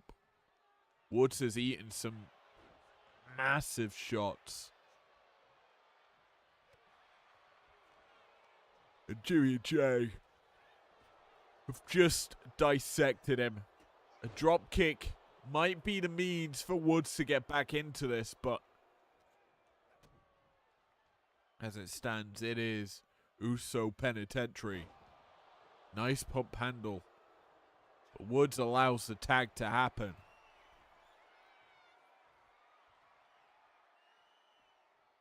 And this is a mistake, I feel, from Woods. He needed to isolate a member. Keep him trapped in the ring. Allow Cody to get in the attack. He misses with the Hadouken. And now he's going to go for a ride. Gun stunned.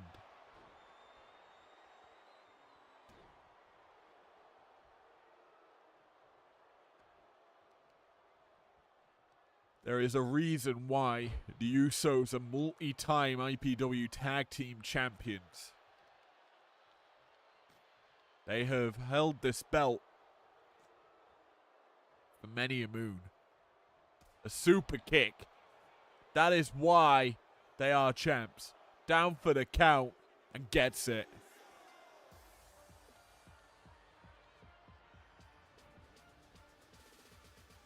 Simple offense.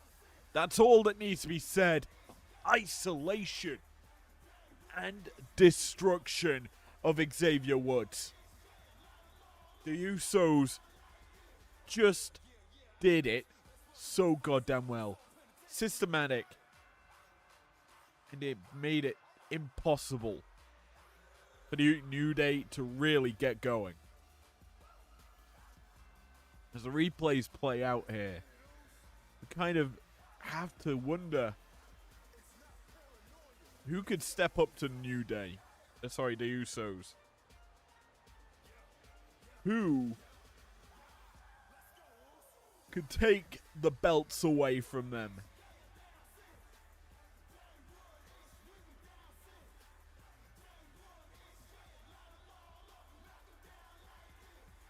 Perfectly executed offense through the majority of the match.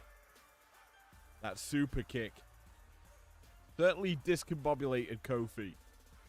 And a second almost put him out. The Usos kept landing their greatest hits. Kofi there, barely getting that shoulder up. But this sealed the deal. Kofi taken out. Woods down. Here are your winners, and still undisputed World Tag Team Champions, Jimmy and Jay, the Usos. Usos retain here at Resolve. Their warpath is not done yet. There's another Samoan battles in our next bout. We have the Sapphire Championship on the line. Roxanne Perez, former television champion, battles the reigning Sapphire belt holder, who gets to walk out of Resolve champion. We will find out right about now.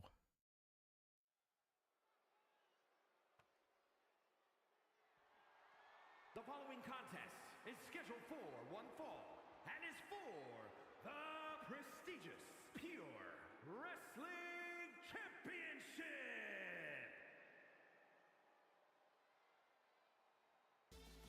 Out first, the challenger. The Prodigy is in the house. Can she take it home? It is a difficult question to answer. Roxanne has been interesting as an IPW wrestler, but a deserved challenger nonetheless to Nia Jax's championship.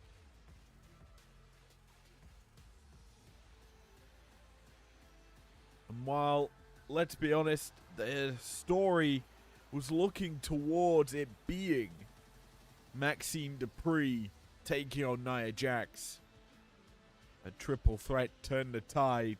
Roxanne took out second place, took out first place, and here she is in this bout.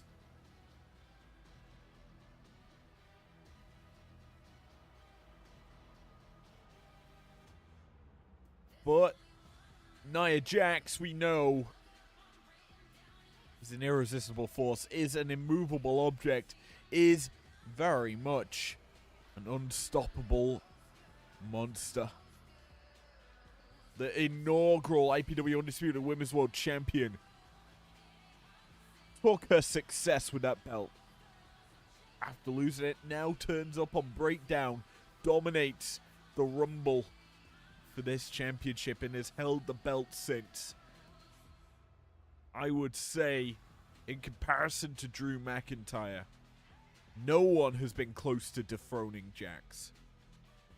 McIntyre had his shakes, but no one, and I mean no one, can take this belt from Jax. Mike Rome, take it away with championship introductions.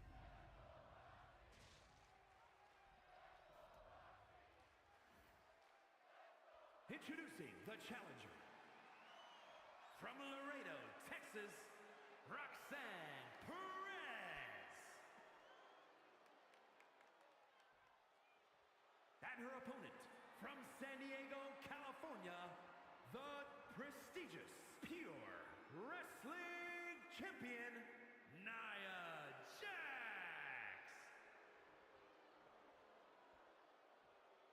Well, both ladies, look ready. Jax, the champion, hands the belt over to the referee to make this one official. The belt is on the line, and I really am struggling to determine who deserves it. Perez dropping Jax early. A roll-up attempt here. And the pin does not surmount to anything. Jax, we know, pretty powerful. Able to withstand a hell of a lot of punishment. Perez needs to use her speed, her agility to realistically force the hand of Jax into difficult situations where she compromises her attacks. There's a bit of the speed game out from Perez, but you cannot stand and bang with Jax. Good work here from Perez in the early goings, but now she's caught. Sent over the top, manages to avoid that shot from Jax. Gets back in, but that could have been a mistake. Back onto the fireman's carry position. Gun stunned for good measure. Perez able to fight out of the follow-up. We're trading early. Both women reversing positions. Finally, Perez unloads a few big shots, avoids the big kick, and now continues. Well, she's getting caught here. Jax a drop down.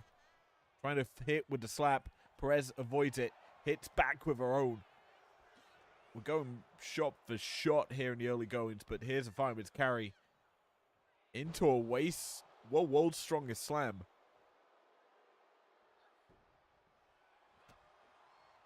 Perez is matching Jax early. This is what you need to do. But now, maybe not. Power slam there. Jax putting down the challenger.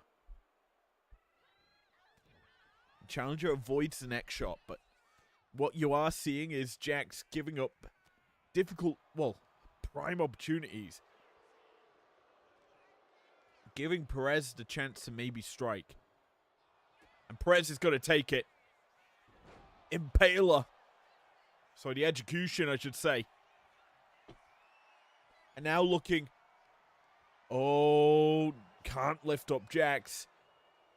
Jax too big. Perez going to be made to pay for that attempt. And Jax just flattens her. Challenger giving a good showing in the early stages of this one. For how much longer? Jax misses. That's a huge miss. Perez tries to fire back, can't do so. Caught, hooked up, powerbomb position, fights out of it. Perez realizing the danger, sends Jax running. Misses with the drop kick, but connects with the big punch.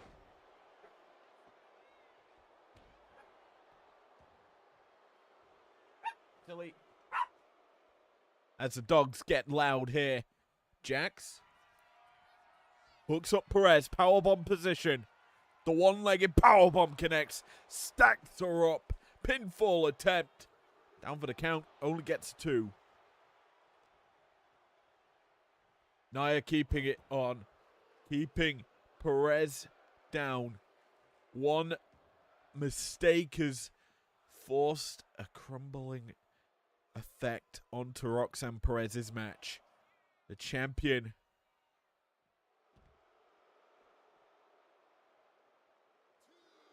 we know she likes to battle. We know she is a hard woman to crack.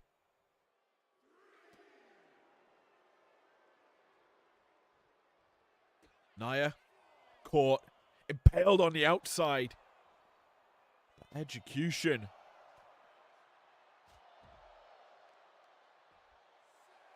Prolific in Perez's kit. Perez returns to the ring at a 7. But this is championship bout. She does not want to win via countout. But I've got a feeling she might.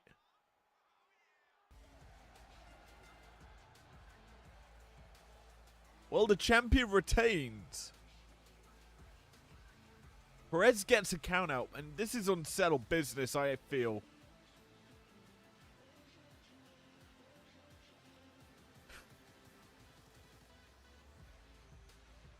Honestly, I'm amazed there are replays. This was not very... Perez, you just needed to break the count, get Jax back in the ring, and go for the pin. You would have probably won the championship. What a mistake from Roxy.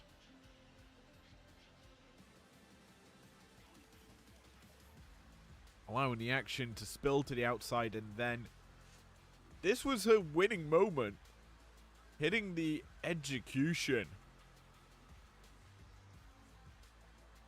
But no, count out. Nets the victory for Perez, but Here is your winner, Roxanne Perez. no championship gained. Perez needs that belt, and I have a feeling it's not the last time we're going to see these two face off.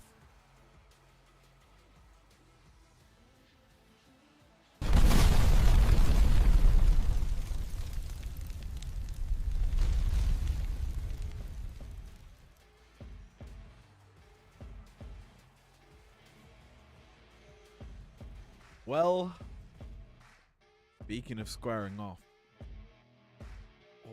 can't wait for this one. Television Championship on the line. It's going to be Breaker and The Fiend going toe to toe. I cannot actually wait to see who walks out of this one victorious, because, to be honest, in a bout like this, champion is in danger. Let us send it to the ring for this championship bout.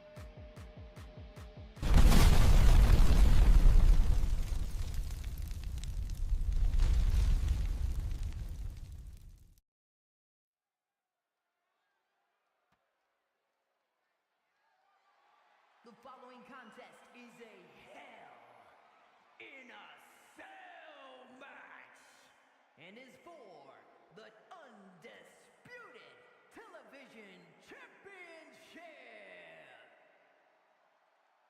Well, the hounds are barking in the Resolve Arena as it's Hell in a Cell time, and Breaker is looking to keep the champion trapped in purgatory. Breaker has been a monster, has just done so much over recent weeks. The ups and downs of the ranking system. But in the end, one victory netted him this championship bout. Beat the right guy and get yourself the right prize. The Fiend. This is an interesting matchup for him. A cage that he's all too familiar with.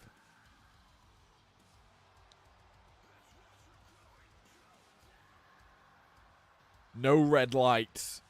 No silly mallets under the ring. It is the badass dog versus this man.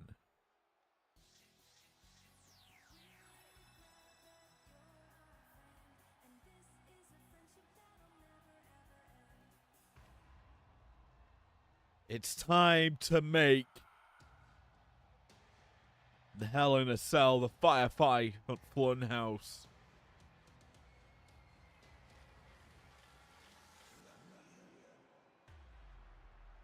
the fires burn.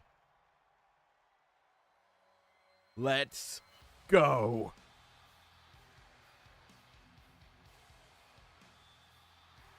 The champion in the house for this one.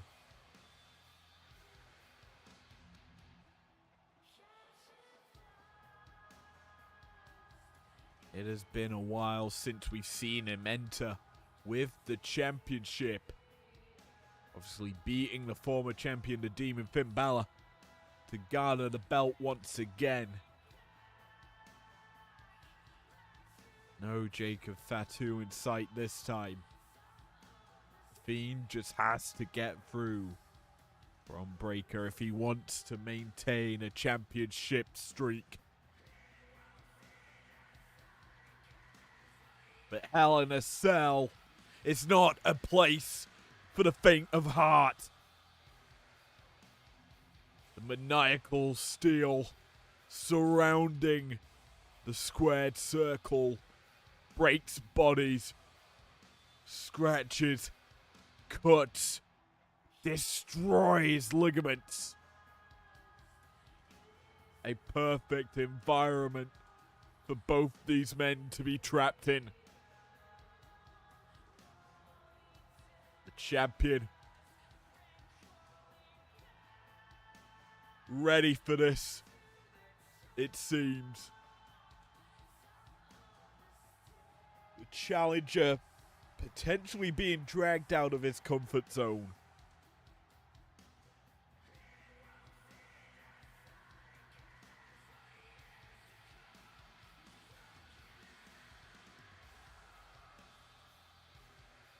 Who gets it is the real question. The television championship on the line. A prime prize for whoever wins.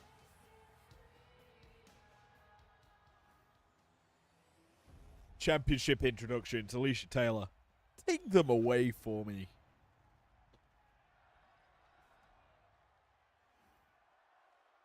Introducing the challenger from Woodstock, Georgia, weighing in at 230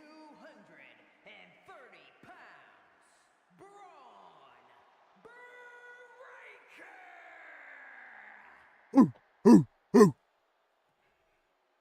Oh, we did the Undertaker taunt. From parts unknown, weighing in at 285 pounds, the undisputed television champion, the Fiend, Bray Wyatt!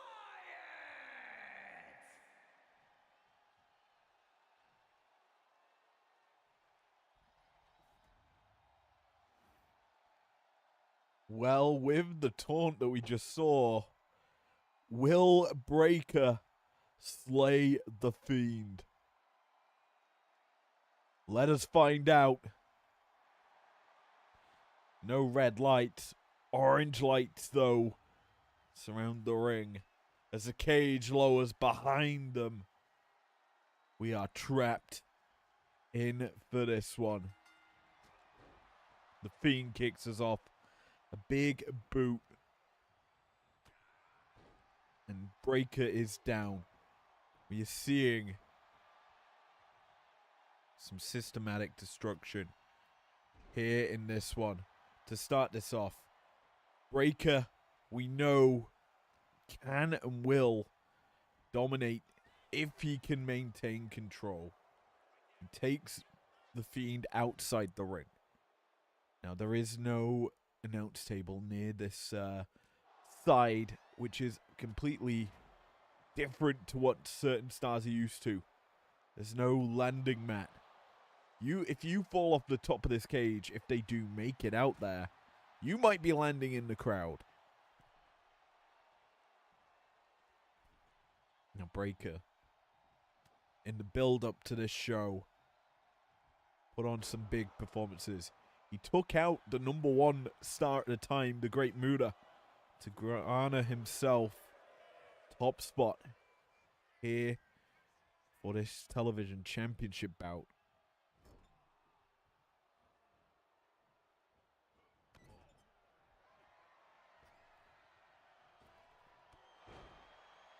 And a lot of other big things did happen on this route towards the championship for Breakker. And I kind of look at it in twofold. One, does he deserve it? Yes, he has been one of the most consistent top performers here in IPW. Now, a beautiful Frankensteiner there as he fires himself up. The Fiend's in trouble here early. And the straps are already coming down for Breakker. Wyatt's going to grab him into the gutbuster. Breakker fights out of it. Spear connecting. Crawls to the cover, down for the count. An early attempt on getting victory. But it is a credible one for Breakker. The action again spilling out of the ring. What is the Fiend thinking? Where's he going? Breakker back up. Delivering a shot. Sends Wyatt crashing into the cage. This is no simple battle. When you're trapped in Hell in a Cell, there's no escape. You are cornered, forced to feel the wrath of the opponent. Breakker knows this, is doing so to the Fiend. Shot after shot lands. Another uppercut. He's going to send Bray flying. Not the way I thought he would. Sends him the other way, actually. Breakker tossing the Fiend over the steel steps. The camera's getting a good look in here on what Breakker is aiming to do.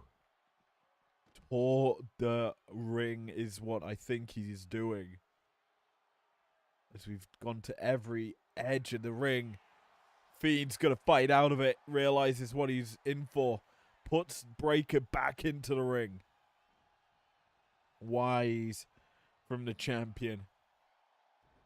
Sister Abigail connects. Breakker down. That came from out of nowhere. Only going to net a 2, but the champ's not done. The mandible claw locked in. Choking the life out of Breakker. Down for the count. The glove's still in the mouth. Breakker's able to kick out, but he's choking. Coughing up the bodily fluids. Potentially some sick. The Fiend, that deep claw in the mouth. Onto the nerves there. It is effective offense. But Breakker fighting back. Trying to put an end to the Fiend. Sends him running. Spear! Connects for a second time. Into the pin. Have we got a new champion? The answer's no. Because the Fiend kicks out.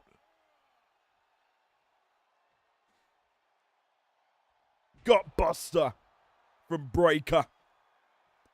Drops the champion.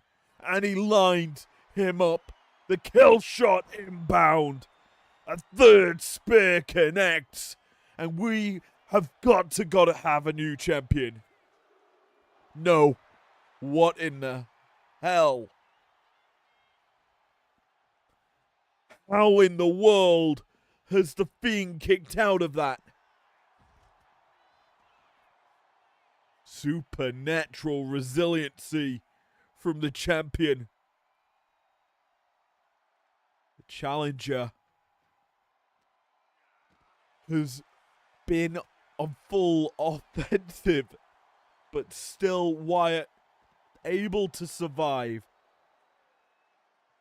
keeping Breakker in check. But for how much longer? Breakker trying to go back and forth. The Fiend busts him open. The turning point may be needed for Wyatt to get into this. Never mind. Breakker busts open the Fiend. A headbutt from Breakker. Now a big right as they edge towards the side and bust through it. The Fiend and Breakker exit the cage. It's no longer Hell in a Cell. It's Hell at Resolve as they climb to the top of the steel structure. Breakker feels on top of the world, but for how much longer? He eats a bulldog from the Fiend.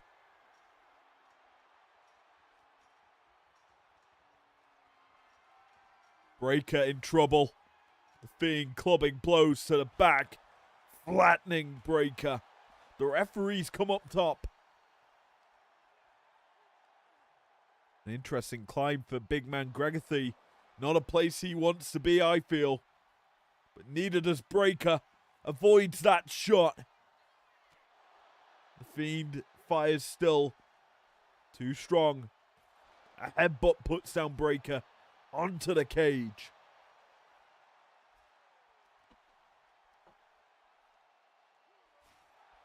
These two battle on top of Hell in a Cell. Breakker, oh, nearly putting the Fiend down there. Drags him towards the center. Scoop. And then a running power slam puts, well, the Fiend through the ring. They come down into the pin. Where's the referee? There he is. A leap down. Down for the count. A 2 count. And no. A delayed count there means the Fiend's able to kick out. But Breakker has done a lot of damage. Exploding with the suplex. The Fiend's down. Champion in trouble. Breakker back into the pin. Utilizing the ropes. There is no DQ in this match. So Breakker can do that all he likes. But he can't avoid that. Sister Abigail connects. The Fiend. Out of nowhere. The supernatural coming into effect. The mandible claw locked in. Pinfall attempt. Breakker, is he out? No. Again, he kicks out in time. Eyes on Wyatt, who might not be done with the contender here.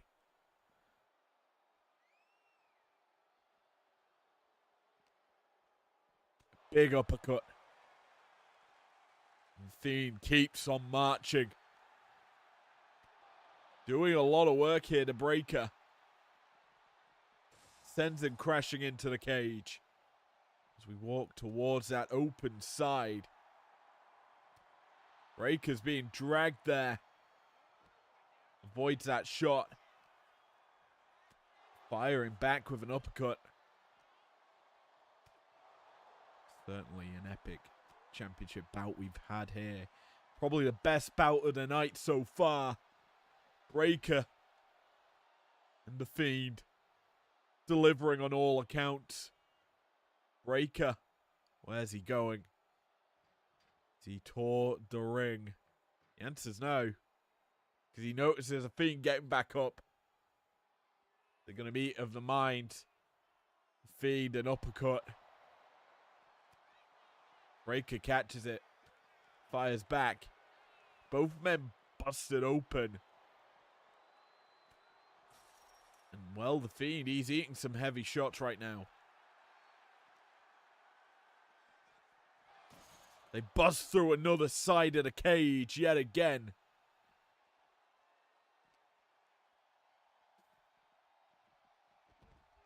Breakker sent running. The action Could be heading back up top at a moment's notice. But that's the mandible claw locked in.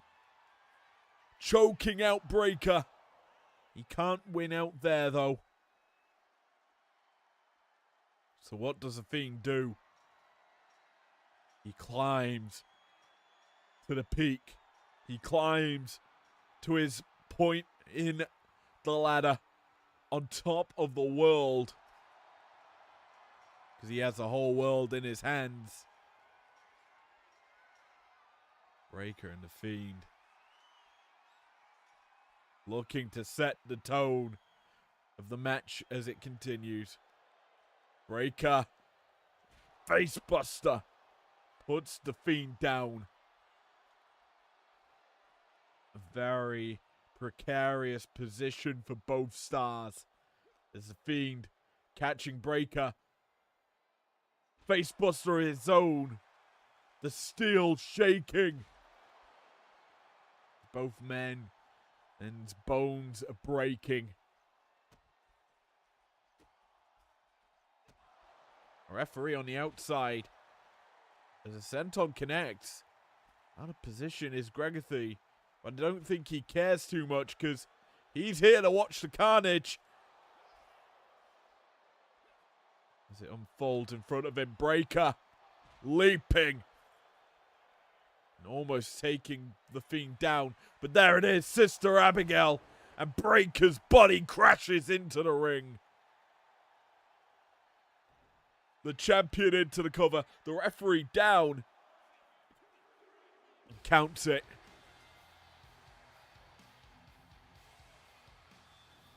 The Fiend retains in an epic battle.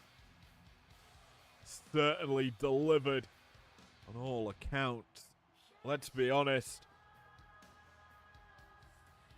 This was phenomenal.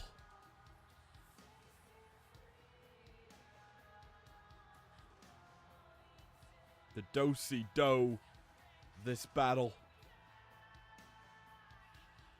Breaker, I feel, ran out of steam at the end. Or it was choked really out of him by the mandible claw. Fiend hit 3 of them big ones. It was that Sister Abigail that sealed the deal on top of the cage. Breaker had no way back into this from that moment. And the champion, he retains the gold.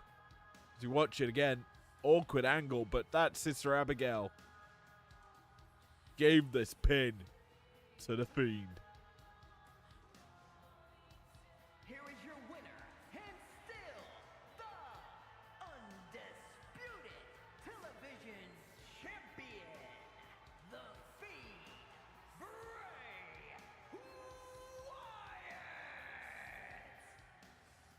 The champion still with the championship.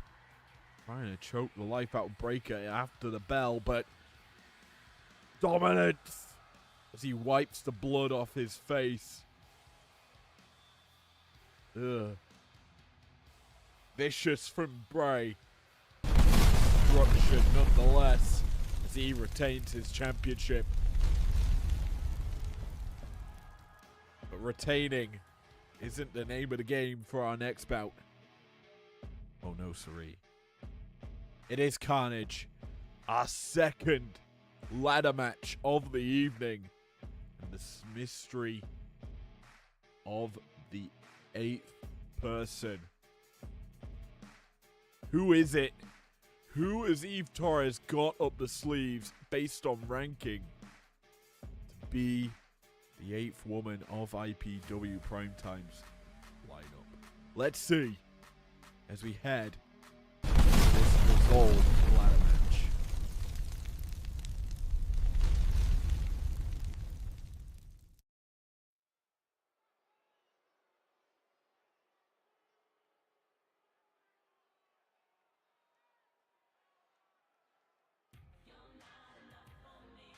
Well, the first woman on Primetime side of things, is simply flawless. The following contest is the Money in the Bank ladder match. To win this match, the winner is the superstar who climbs up the ladder and retrieves the briefcase with the contract inside of it to be cashed in over the next year, anytime, any place. Making her way to the ring from Palatka, Florida, Michelle McCool. McCool, former challenger to Fallon Henley's Undisputed Women's World Championship, fell short in her challenge tonight as a top-ranked star in that women's division. She earned a spot in this battle, as did this woman. Queen of Extreme. An innovator of women's wrestling. The Hall of Fame leader. From Sanford, North Carolina, Lita!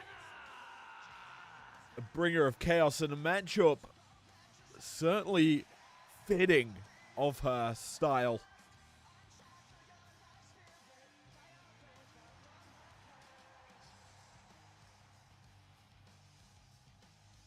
But can she garner the gold? Can she get the briefcase?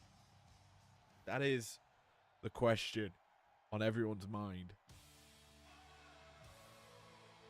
Our last star, primetime side of the field in the Undisputed Women's World Championship division.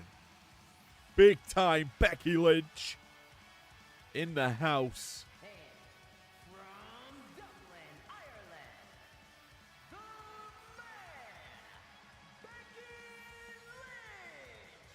We have seen Becky grow in confidence, grow in performance. She has become a massive threat. Can she get the briefcase? That's the real question.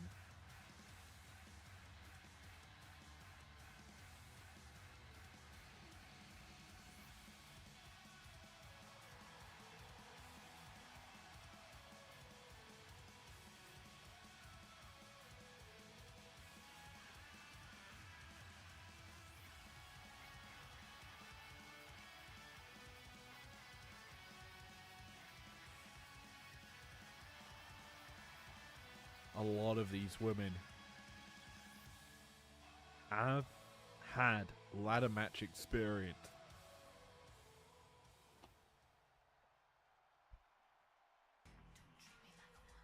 A woman that might not have is this one from Breakdown's Ruby division.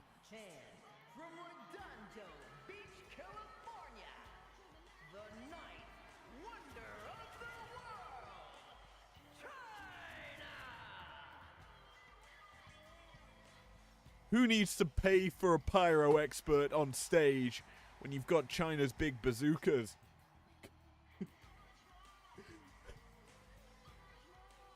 Coming out every week and launching stuff out of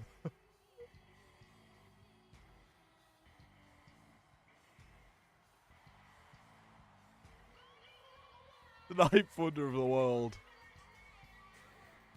in this matchup. Could she do a Kevin Nash, be the tallest person in the matchup, and just grab the briefcase with ease? Well, let's let the wub-wubs play out before we make that determination. And representing Damage Control from Tokyo, Japan, Io Sky! Another woman I feel this matchup suited for. Similar story to what Lita has. Io Sky, the genius of the sky. Quick, nimble, perfect specimen for this type of matchup. But can she find the opportunity to strike? We will see.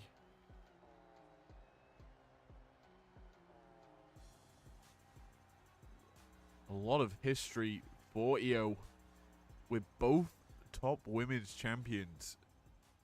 She beat Fallon Henley convincingly at the showdown. She also has faced Liv Morgan for the championship on a couple occasions. And representing the Alpha Academy from Phoenix, Arizona, Maxine Dupree. As for this woman, bumped out of the title match with Nia Jax, which we wouldn't have got that epic battle we saw between Perez and Nia, which I've heard Solo Sikoa has made it official. A no countouts matchup will be happening on Breakdown in the main event. It is going to be Nia Jax defending the championship against Roxanne Perez on Thursday night. That has been made official due to, well, the result of what we saw earlier. But Dupree would have been in that bout. She got lost to Perez, and now she's in this affair. She's a top star from the Sapphire division. Let's bring it to the floor, though. For Naomi. From Orlando, Florida, Naomi entering the fray here. Ready to bring and feel the glow. Party atmosphere certainly being felt.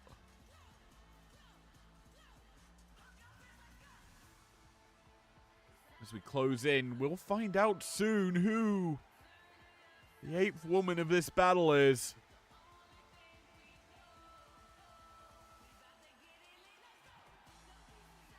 Naomi, solid star.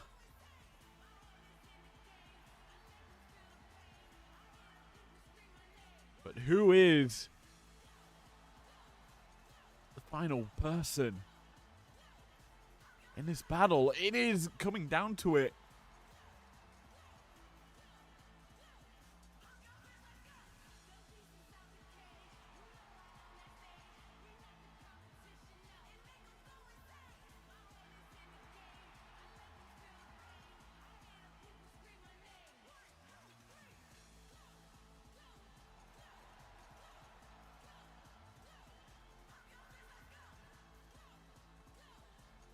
This field is stacked with talent.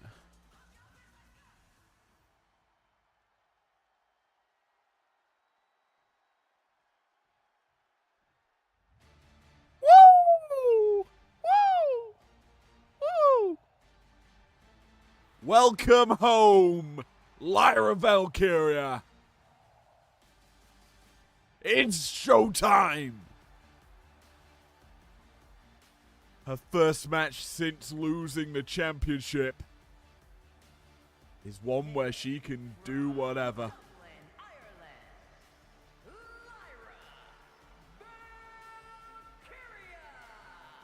It's certainly interesting that she is here tonight. Woo! Woo! Woo. Because, well, since losing, she has not been seen on primetime. And looking just back at recent weeks, the matches in the television division haven't really shook up the rankings, which explains how she sits in second. And tonight, well, she's saying this is her chance. Based on her hand expressions, will she overcome the odds? Let's get into this. Straight out the gate. The action spilling out the ring. Leaving two former friends turned foes. Becky Lynch and Lita in the ring.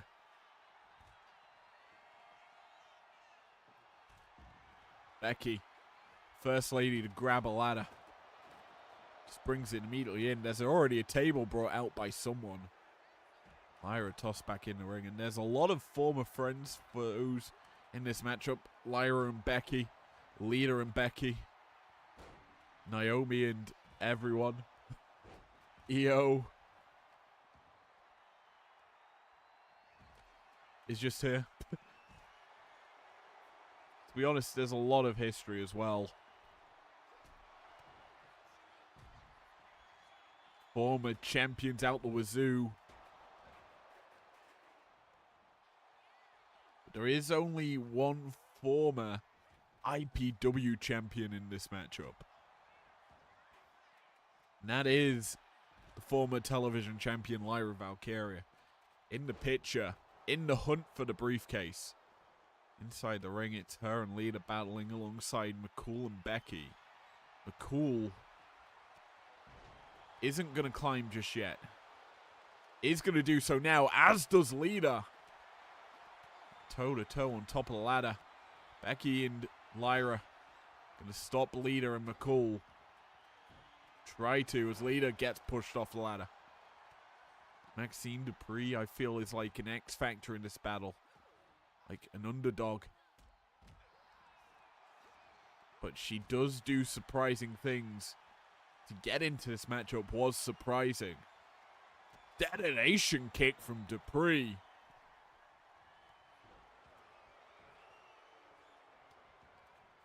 There's a lot of things starting to take place. There's a chair, but it's not going to connect onto Becky. She's going to instead turn the attention onto Valkyria. Pressure on as a DDT lands from China onto Naomi. Shoulder breaker from Lita. Situation like this, it comes down to momentum and timing. Crucifix fixed bomb from Becky. Becky has not yet left this ring and certainly been in control for the majority of the time in here. Maxine brought down heavy there by China. Io grabs. No, not going to grab the ladder. Thought maybe the opportunity. Well, she's going to get sent headfirst into said ladder. McCool. It's clobbering time as the chair's going flying. Bulldog puts her down. Lita sent out the ring by Lyra. Naomi taken. German suplexed. Becky. Not going to go for the same ride. Naomi stops it. She's going to get a bit of an Imprudea or a Bulldog onto Valkyria. Naomi back into the ring as Becky climbs. Hands not going to reach the briefcase. Lyra and Naomi stop that in its tracks. Bodies return to the ring as Valkyria dropping Naomi. And yeah, it has to be said, Lyra, has to be the talking point of this match. Her return to IPW. Certainly welcomed. Naomi sent crashing into the ladder by Dupree.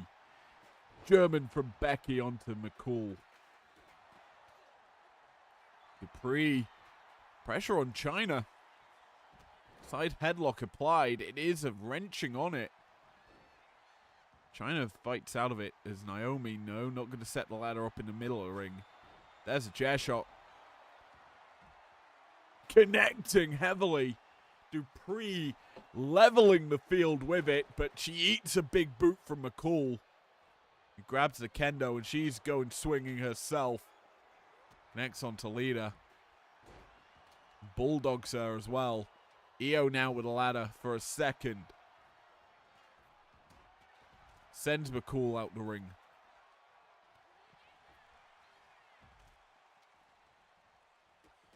Dupree getting hit with the roundhouses. Stops Naomi's onslaught though. Does Becky.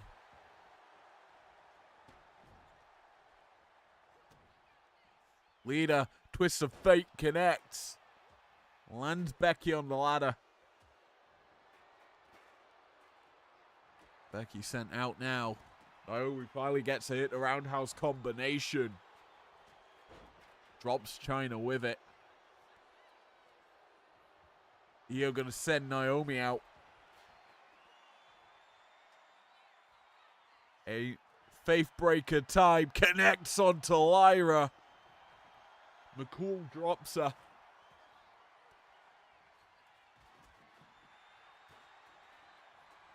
Io. Backdropped onto the ladder. China pedigree and leader. McCool gets time to climb. Hands barely touching the briefcase. Going to continue to grab a hold of it. Leader staggering inside the ring as McCool gets the hand on. Will she get a second? The answer's no. Leader pushes the ladder out from underneath her.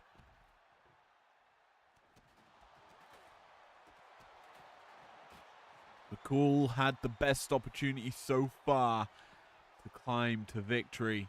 And she might do some more damage here. Faith breaker onto Leader. Naomi.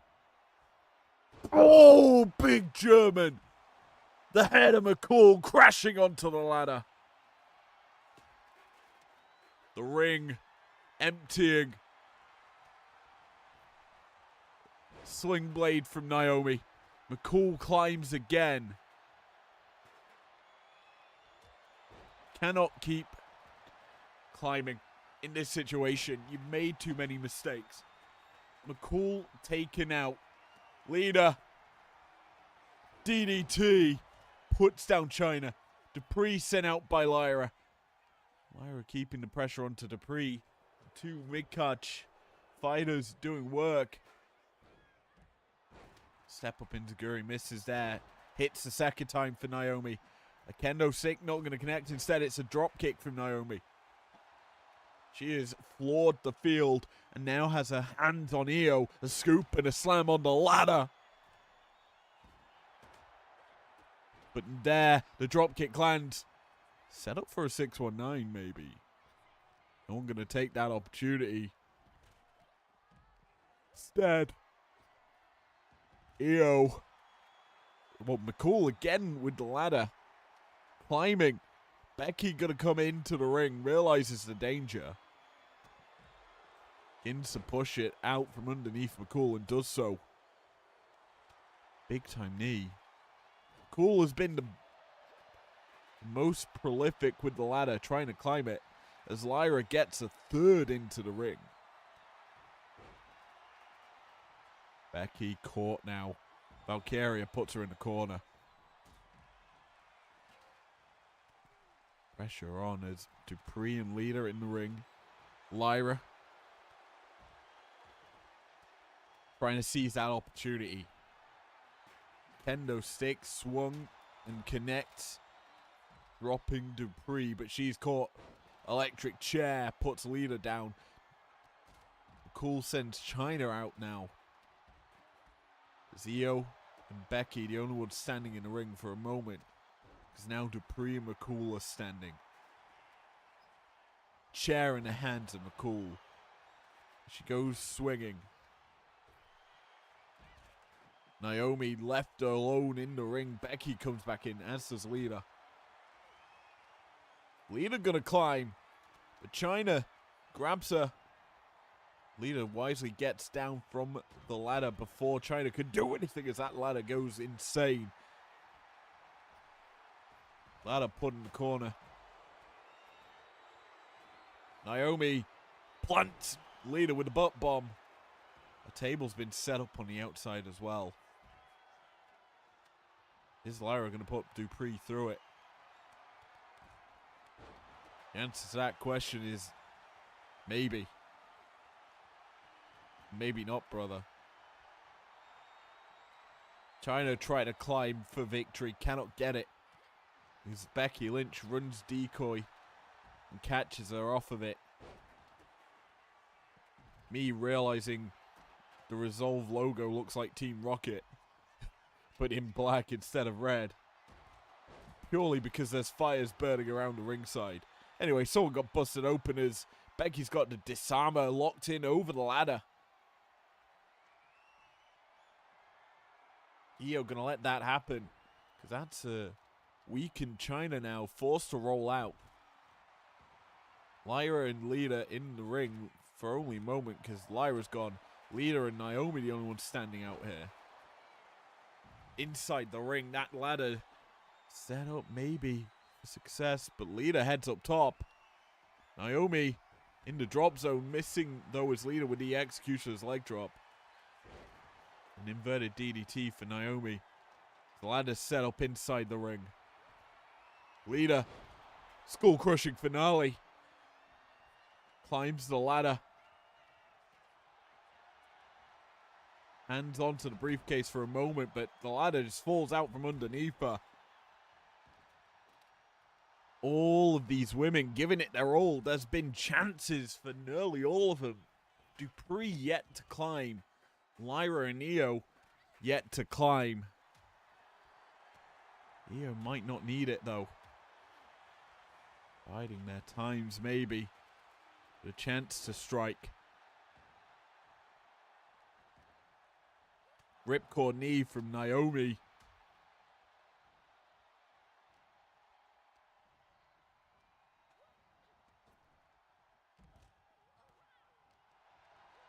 As the bodies being sent around the ring. Lita sent out.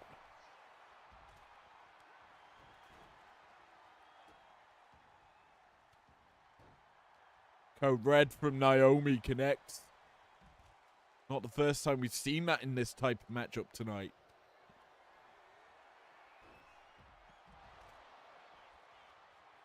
China scoop and a slam puts Lyra down. The ring. Oh, she has the ring to herself. Just set up the ladder and climb. Get out of here. Get the match won. Not going to happen as world's strongest... the manhandle slam, not world's strongest slam from Becky connects. Scoop and a slam from Lyra as Dupree takes out Valkyria. Becky has the ladder in hand. Dupree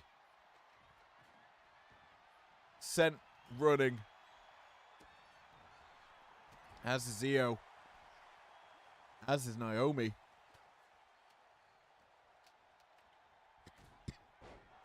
China caught. Reverses it into a Northern Lights. Dupree has the ladder set up.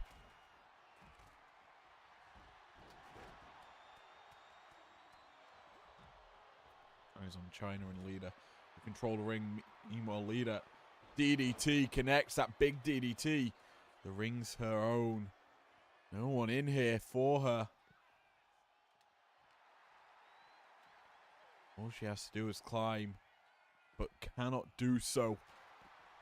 A mistake, because she's caught now. Dupree, electric chair, bridging into that suplex. Valkyria, Nightwing connects.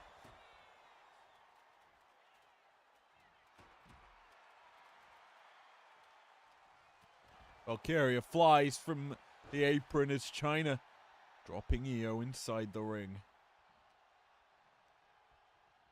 Bodies being scattered everywhere.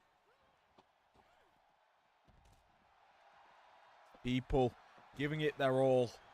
An inverted DDT from Lita drops Naomi. Io crashing into the ropes.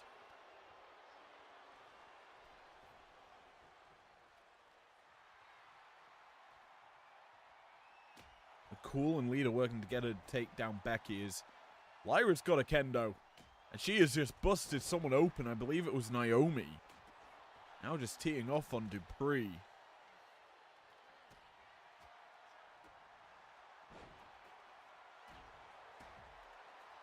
Maxine. Surviving that onslaught, but Becky in a world of trouble caught. Faith breakered. Avoids landing headfirst onto the ladder.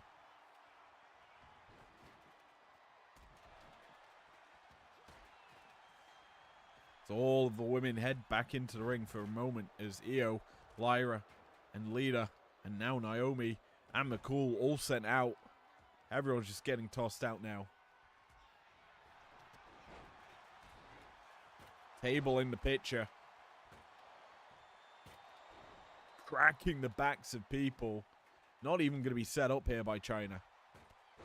Crossbody from Lyra as she levels her. There's the table picked up again. Hits Naomi. Not even set up.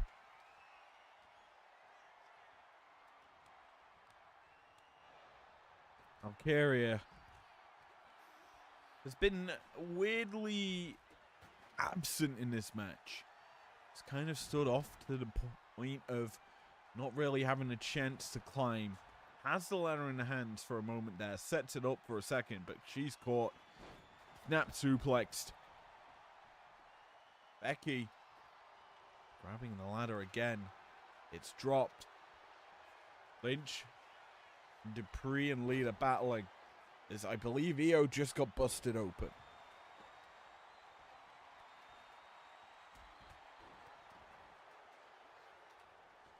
Bodies flying everywhere.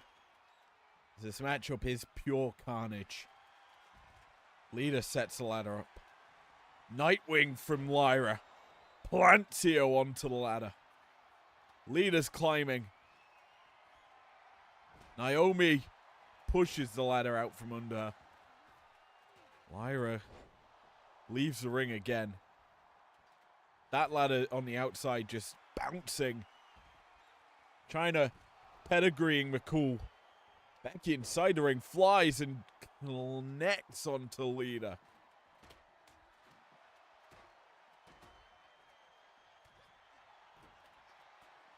McCool, Dupree, Becky, Lita, Naomi, China, Lyra, and Io. All giving it their all. For a moment, a chance at a championship. Inside the ring, only Dupree and Lita standing, battling.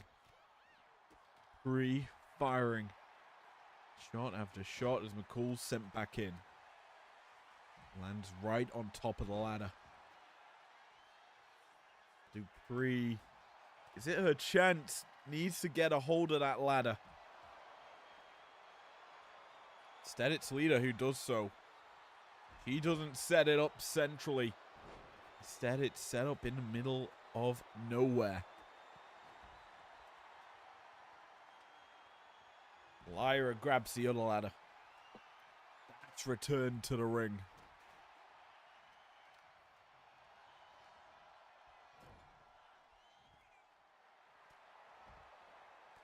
Lita keeping the pressure onto China. The ladder's picked up by Naomi, but that's to no avail because Lita's there. Dupree can't grab it. She's caught. Snap suplexed. Meanwhile, Valkyria trying to connect high. Can't do so. Instead, wants to go low. Back dropped. Dupree has the ladder and sets it up.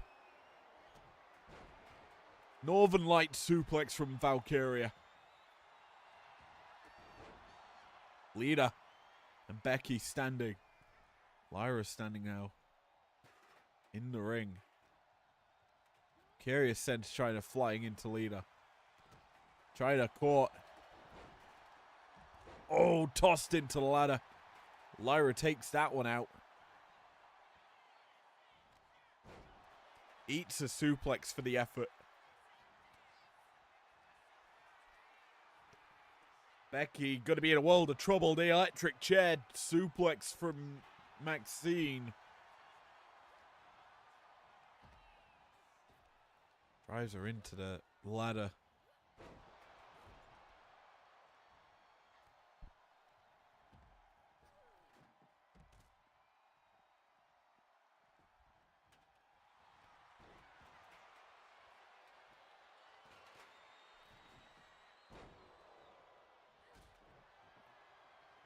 As another landholder enters the fray, the pedigree from China, that was head first into it. 3 ladders in the ring. 1 set up. Crucifix from Becky. The ring is her own. She's climbing. A slow climb up. But it is an impactful one. Maxine trying to join her in there. Becky gets hands on. Both hands on. And she's got it.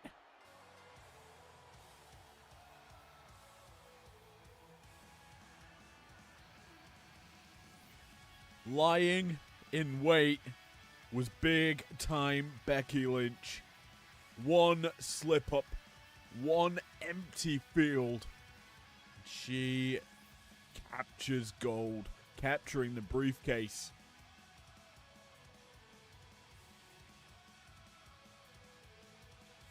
A guaranteed title shot whenever she likes it. A couple of stars who will, their big names hard to defend. Well, hard to consider them losing the belts. Obviously, one of them's already defended their championship tonight. The other defends in a moment's time. Here is your winner and Miss Money in the Bank, the man, Becky Lynch. Just funny that it just said Miss Money in the Bank, the man, Becky Lynch. Yes, big time Bex nets the W ahead this championship bout. The Ruby belt's on the line. Tiffany Stratton, Liv Morgan.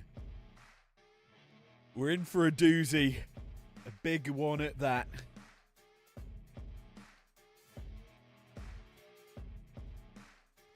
Champ and challenger going toe to toe.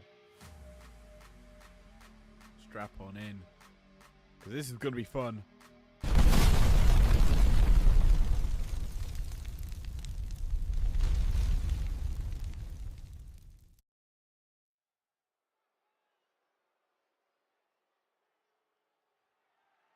The following is a Falls Count Anywhere match and is for the prestigious World Championship. Falls Count Anywhere for our Ruby belt.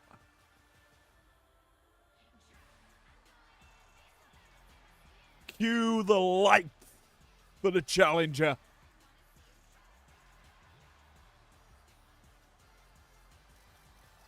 Simply flawless, described Michelle McCool. But the Barbie Blonde is absolutely phenomenal. Flawless in her style. The champion has to deal with the number 1 contender, who is very much a threat.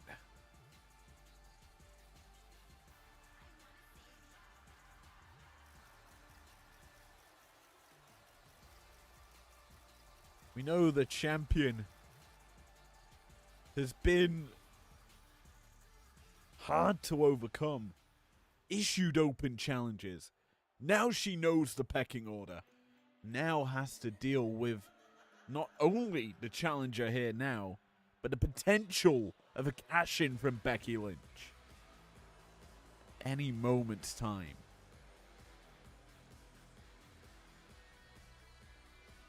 But Morgan, as we know, not afraid of any competition.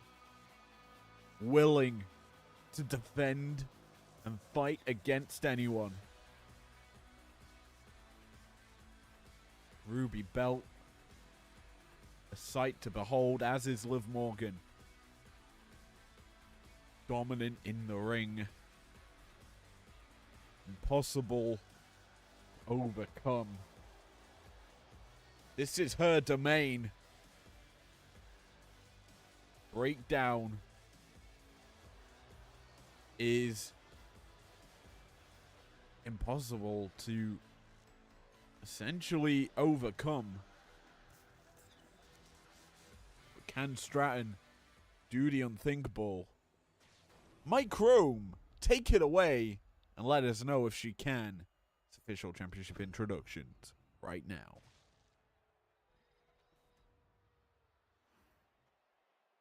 Introducing the challenger from Prior Lake, Minnesota, Tiffany Stratton.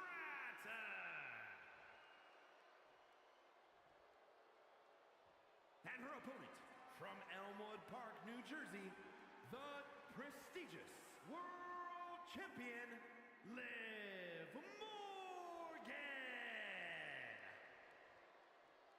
It is interesting that Breakdown's champions have been dominant in terms of defenses. None of them yet to lose their championships. There was a bit of a scare earlier for Jax, who obviously we've mentioned will defend her belt again on Thursday. But as it stands, no one has lost their championship. Will Morgan make it a clean sweep tonight? There's obviously a main event where LA Knight challenges Will Ospreay for the Emerald Belt. That is coming up soon. Before that, we obviously have our co-main, which is a rematch for the Undisputed World Heavyweight Championship. We'll get to that in a bit. But right now, the action is focused in on the Ruby Belt. It's both ladies in red. Both similar in look. Both blonde. Both are in red. Both wanting to keep or gain that title. Is it everything on the line? Liv Morgan taking it to Stratton. As you may notice, our referee has exited the ring. This is a Falls Count Anywhere match, which means the pin doesn't have to take place in the ring. It could happen up by me at the stage in the announce desk. It could happen in the crowd. Anywhere is a place that could have the pinfall, and Stratton almost succumbed to one there. As Liv, we've seen time in and time out be a very capable performer here in IPW. She brings her unique style, her unique offense, and connects with heavy shots, especially for someone considering her size. And that is what sets her apart from the rest. It is why she has been a strong champion. I look back at Locked In before the brand split, and just that matchup, she just dominated. And while she didn't win out, obviously falling short, she did showcase solid skill to warrant being included in the Road to the Showdown. After that, obviously, we know what happened. Winning the entire tournament. Garnering herself a top spot on Breakdown.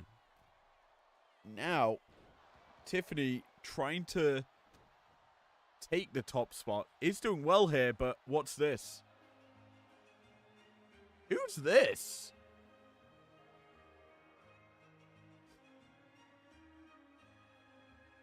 Whose music is that?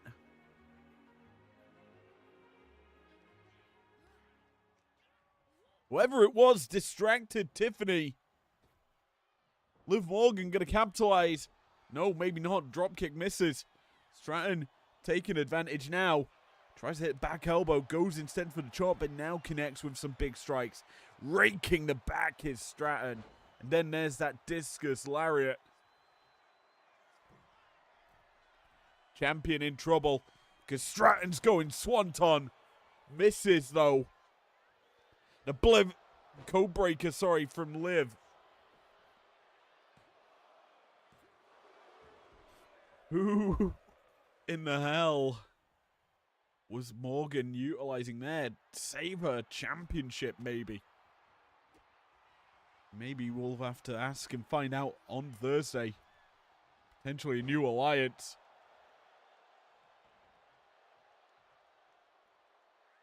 Anyway, it is Stratton now in control.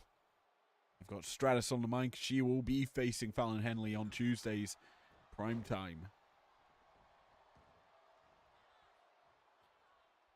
But Tiffany has the champion down, maybe out for the count. Gonna keep the pressure on. Applying pressure to the knee joint and the ankle. Liv struggling here. It's Tiffany. The longer this match goes on, edging closer towards championship gold. Remember, it is Falls Count anywhere, meaning that, well, the pin doesn't have to happen in the ring, and it also means it's no DQ. Tiffany can go for this weapon. Clobber Liv with it. And Stratton caught! Oblivion out of nowhere. Liv catching the challenger off guard, and me almost gets the victory. A 2 count. The crowd saying how it is. We're not worthy of this performance. Liv, weapon in hand, teeing off. Getting some revenge here. Tiffany up over Alabama Slammer. Onto the kendo stick, busts open the champion, down for the count, only gets a 2, but frustration setting in for the challenger. We've already seen one of the breakdown women's champs lose. Didn't lose the championship, but Tiffany closing in on victory, the corkscrew in the corner, connect, down for the pin, nearly gets it. Morgan kicking out in time. The champion in trouble. Stratton keeps unloading. Kendo stick back in her hand. Not going to be able to connect. Instead, it's Morgan firing back. Has this been all a ruse? A bait for Morgan to strike back? I've got a feeling it's not. Because Tiffany tilt the world backbreaker into the pin. Morgan down. Kicks out in time. Stratton is rolling here. It has been a dominant performance from her. Tiffany. Powerbomb position. Morgan in trouble. Sit up powerbomb into the pin. Morgan down for the count. Able to kick out. You can see there. Tiffany's frustrated. Morgan has shown a lot of resiliency. Maybe one moment. It's caught. Oblivion. I think the head of Stratton hit the kendo. She kicks out. Clearly not enough to concuss her. Not enough to put her out. That's a busted open Stratton though. Morgan hitting that elbow right on the temple. I'll have to see where it's hit the head. Exactly to know what bit of the body's been busted open, but right now, Morgan's driving Stratton into the mat on the outside.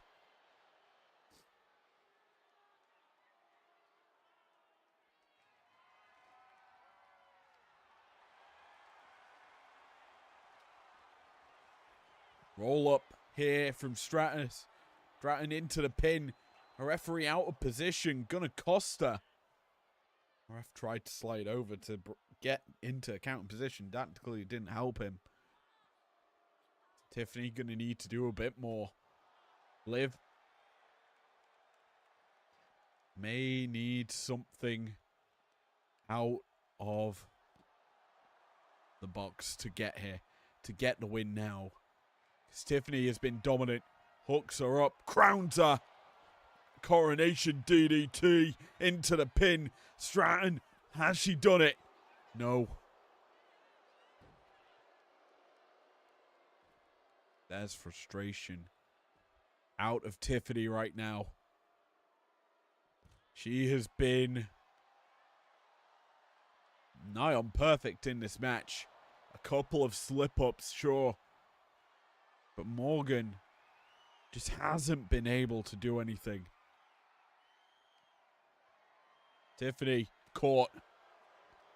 Liv, has she got the moment? She sends Stratton into the stairs.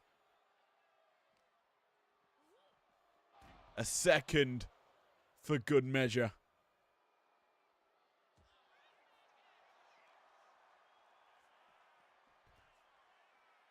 Tiffany returning to the ring. Brings the referee with her.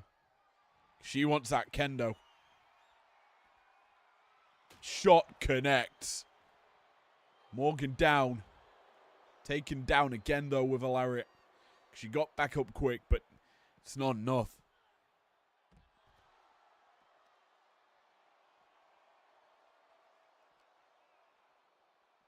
Stratton returns Morgan to the ring.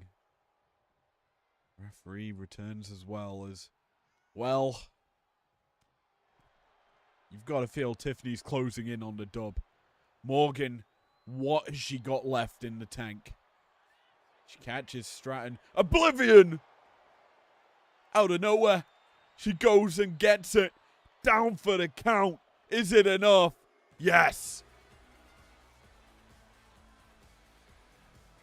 Dominating performance from Tiffany. But a slip-up is all that Morgan needs to take home the W. This is why she is on top. Why she is champion. She bides her time and strikes when the iron's hot. Here we saw the first of that catching Stratton off guard. And Oblivion almost got the victory, a 2 count. Then she gets caught. Morgan then is on the receiving end of some heavy punishment from Stratton through the remainder of the match. Tiffany was unlucky in my mind to not get the job done. The shots landed and landed and landed. And you could see the frustration boiling over for Tiffany. This, I thought, may have done it. Quickly into the pin. Liv gets that shoulder up. And Oblivion, inside the ring, seals the deal. Here is your winner, and still prestigious World Champion, Liv Morgan. And the champion survives the scare that was Tiffany Stratton. So far, the #1 seeded wrestlers are yet to get a win. Well, let me phrase that. Are yet to capture gold. One of them got a win, but that is it. That's as close as it's gotten. Who, or if anyone can do it, it might be this next matchup. As well, we return to the primetime side of things. The undisputed World Heavyweight Championship is on the line. The challenger, the #1 ranked Samoa Joe, takes on the champion, the American Nightmare, the American Roller Coaster. Who gets it? Let's find out.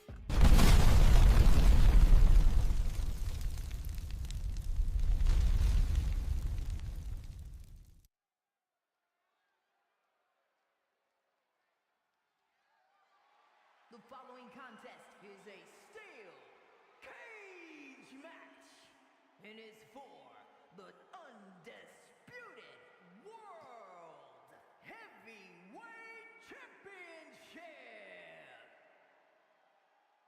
While the fires burn at ringside, and they continue to burn with more ferocity as the challenger enters the arena. The fires burn for Samoa Joe, a man who been two-time champ, looking to make it a third time with the gold.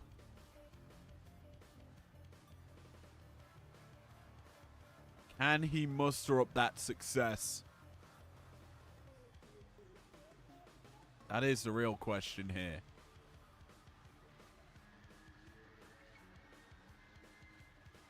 To do so, he has to go through a champion who has been dominant.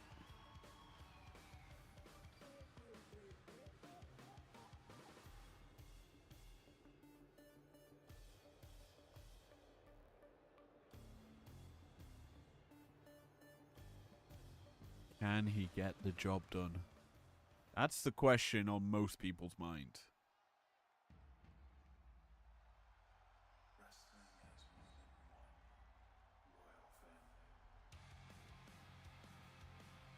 As the lights go back up, it's time for the champion to enter the arena. Crowd singing along.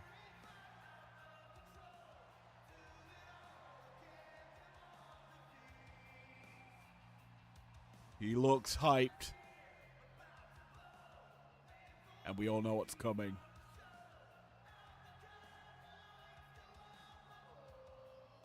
Whoa! The American Nightmare. Champion. But for how much longer? Riding the high of winning the belt at City Limit. Time for his first defense. Against the man he beat. The man who remained #1.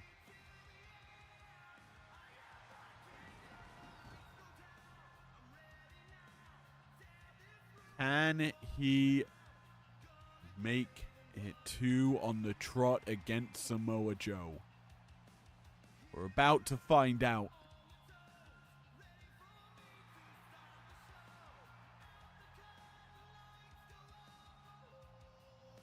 Whoa. Well, Alicia Taylor, you got a fun job now. Let's introduce the co-main event. It's time for the championship introductions. Introducing the challenger from Huntington Beach, California, weighing in at 282 pounds, the Samoan Joe.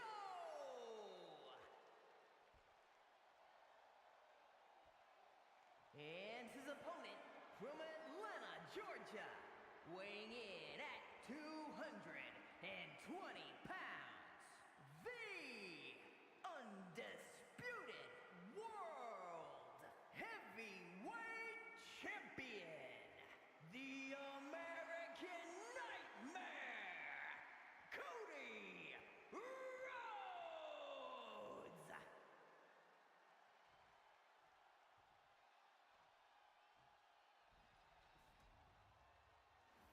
Well, here we go. The co-main event. The rematch for the belt. Who gets it? That is a very hard question to answer. Who deserves it is more what we need to be asking. We're underway. Joe on the attack early. The interesting thing to note is we are trapped inside a steel cage. The ways to win change drastically as the champion's advantage goes out the window. There's no DQ, no count out. The ways to win: pinfall submission or escape the cage. Cody, Tiger Driver, connecting.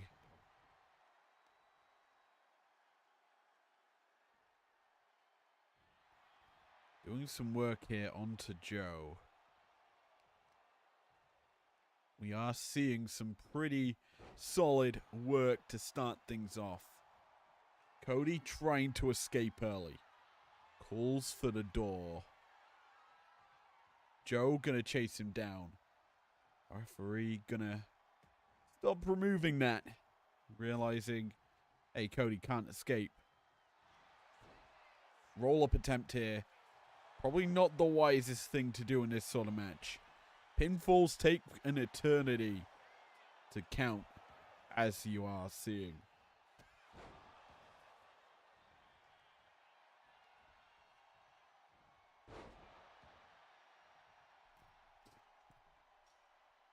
Cage being climbed now. Joe trying to escape. On the verge of climbing up to the top. Cody's going to have to give chase. Up to the top, Joe sits. Eats some shots here from Cody, who pulls the boot. Forces Joe to re-climb into the ring. Perch precariously on the cage. Joe fighting back. He stops Cody and pushes him down. Realizes it's unsafe to stay up there. So he turns his area of attack back onto Cody. Joe corking shot after shot here. The former champ and the champion right now giving it their all. Belly to belly from Joe. Sends Cody flying. Tries to take the ankle, can't get it. American rolls coaster. Sending Joe down. He's looking to escape now. Climbs the cage. Slowly making his way up the side. Is going to be able to start to climb up. Joe now has to give chase. The champion puts a boot in.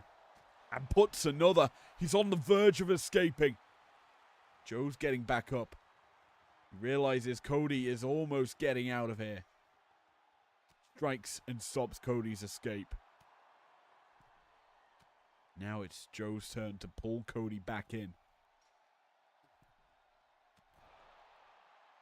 Battling on the cage. The champ eats some steel.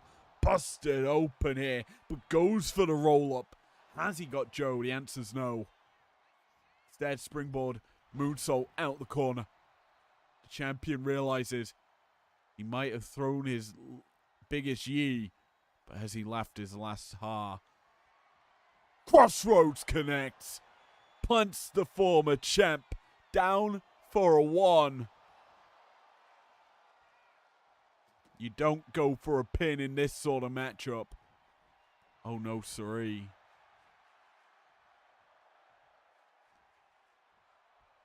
Joe caught Alabama Slammer. Samoa Joe's eating a crossroads right now. He's also eating the Alabama Slam. Cody is gonna climb. Joe needs to get up there. Stop this Cody escape. There's a punch. It forces Cody to stop climbing. dragged back in.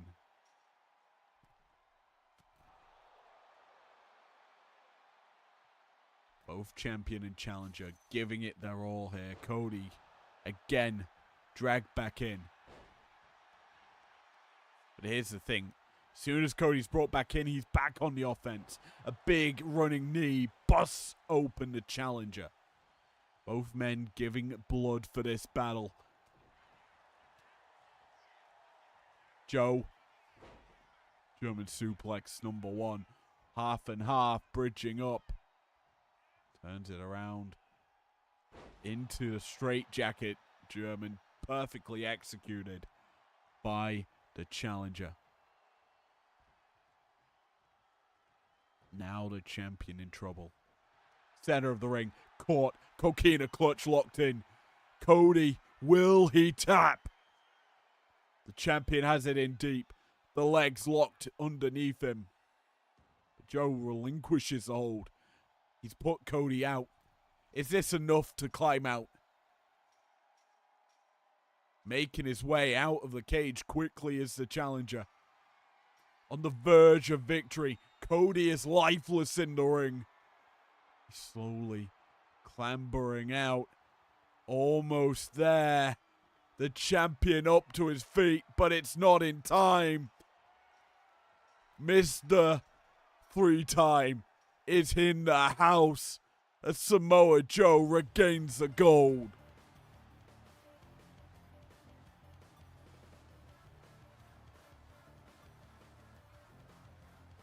What a performance. Joe has this weird thing where he loses the belt and immediately fires back with a lot more determination and takes it back with force. This matchup was Cody dominant. That one mistake. Joe capitalized on it. This symphony of suplexes allowed for one big final flurry. Coquina clutch put Cody out for night time long enough for Joe to escape. Here is your winner, in the new Undisputed World Heavyweight Champion, the Samoan Joe! Joe gains the gold back. As our first new champion, or championship match winner that isn't a champion and wins the belt, I should say. Will we have a second in our main event? The Emerald Belt is on the line. It is L.A. Knight, yeah, versus William Ospreay. Who takes it? Let's find out.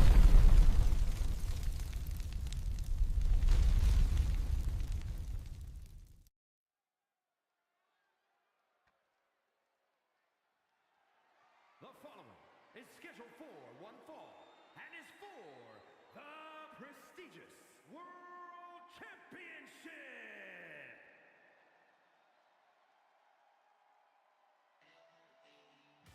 Yeah! He's in the house. The #1 contender gets his first shot at glory. And certainly a lot of hype behind him. He has the potential to be a long-time champion here in IPW if he can win the belt tonight. Not an easy thing to do, but a challenger looking to step up and do it. Yeah. To do it, he has to go through a champion that has been phenomenal. Can he do it? Let's find out.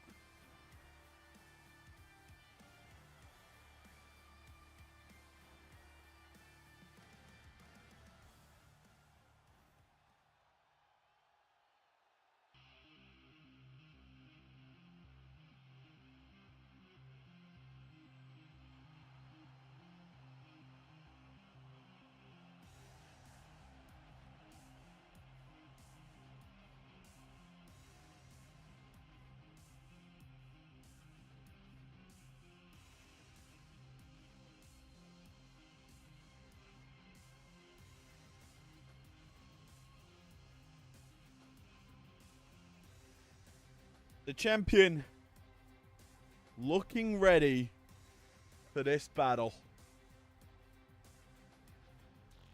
But it isn't the first time he's had to step up to a challenge. He's faced some big names. Tonight could be one of the biggest. We'll see, obviously, if he can overcome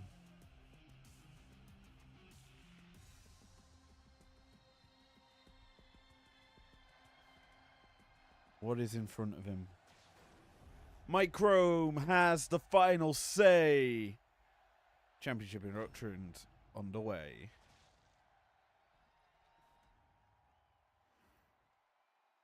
Introducing the challenger. From Los Angeles, California, weighing in at 241 pounds, LA Knight. Yeah. And his opponent, from England, weighing in at 220 pounds, the prestigious world champion, Will Oxley.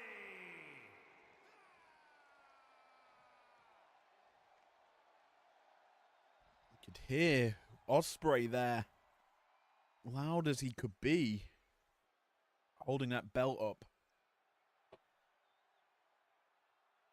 There's the championship shown to both champion challenger. It's official. The Emerald belt is on the line. Ospreay's ready, beckoning Knight on. Knight took a very deep stretch, and there's why Ospreay wanted him to come in. Gold the challenger in for an early shot. Knight tying up now with Ospreay. Power you have to feel be fairly even between champ and challenger. I might even edge it towards LA Knight. But it's Ospreay who's getting the advantage early. They tie up for a second time. Ospreay again, the better of Knight. Not a clean break. Champion cocky to start with this one off. He's shown some very disrespectful means, and now he's going to be punished. Wrist lock applied to him. Champion getting pressured here by Knight.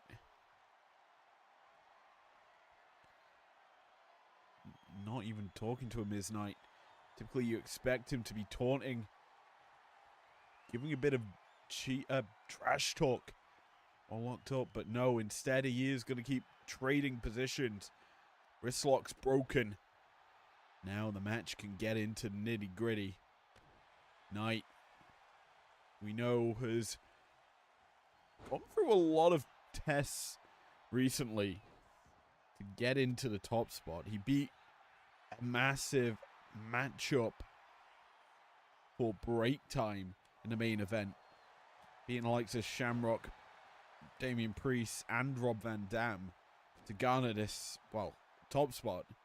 He then went on Thursday night this week to win a triple threat, beating Kevin Nash and the Macho Man. The Battle of the Slim Jim to garner himself this championship opportunity.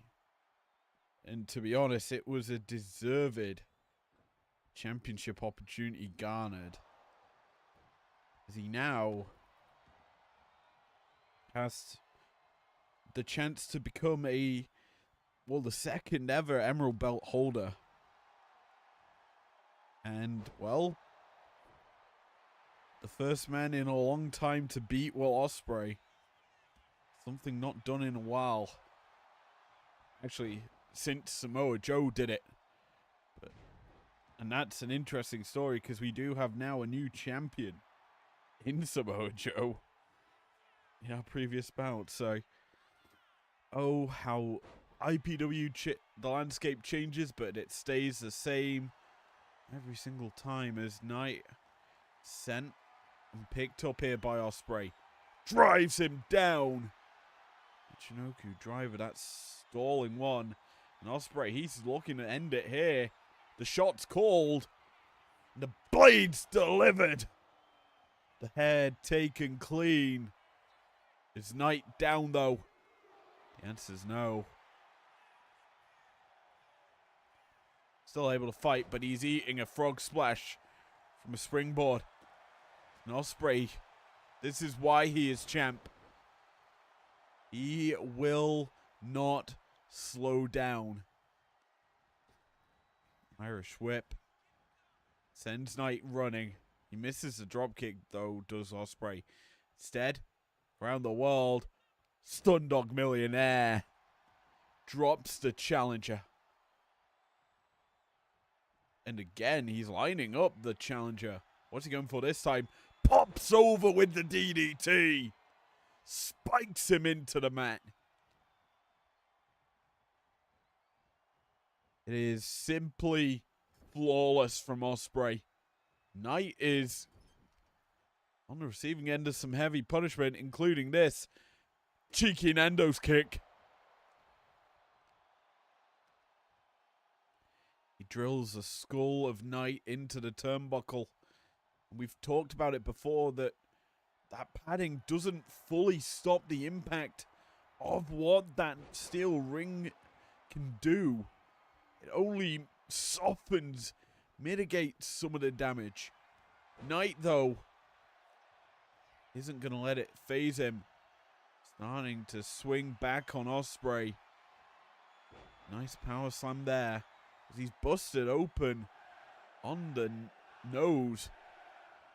Drops the people's elbow. And he sets Ospreay up. Has he got him? Answer is yes. PFT connects. Plants him. Champion's down. Only a 2. But Ospreay, he's eating some shots now. And Knight is feeling it. Maybe all it took was a little bit of blood to get Knight into the game. But the champion talking to him. Misses with the shot. Knight fires back with a swinging neck breaker. Busts open the champion now. Both champ challenger giving it their all here. They know what's at stake. Ospreay fights out of it. As Knight sent crashing into the steps. Almost sent in a second time. The referee's count continues to climb here as well. Ospreay is dissecting him, destroying him on the outside. The elbows flying. DDT from Knight. Catching the champion.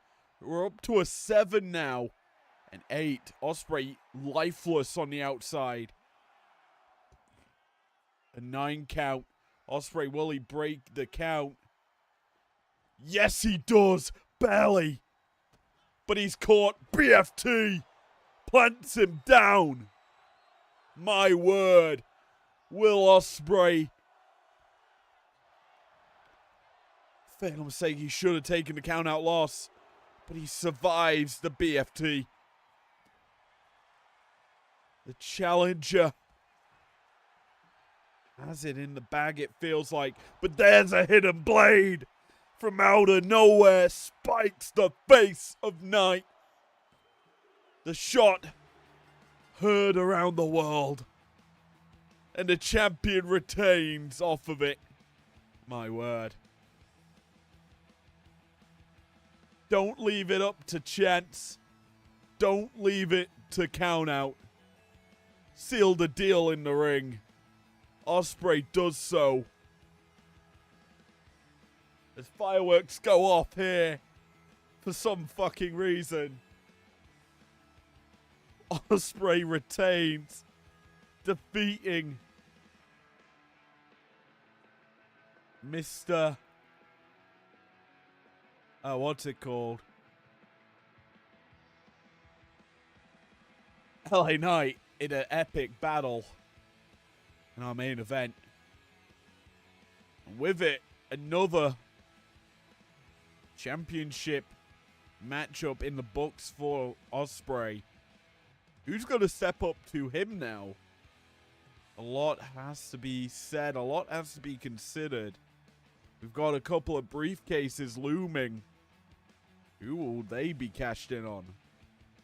We'll find out eventually. But yes, that beautiful shot there from Ospreay caught Knight off guard.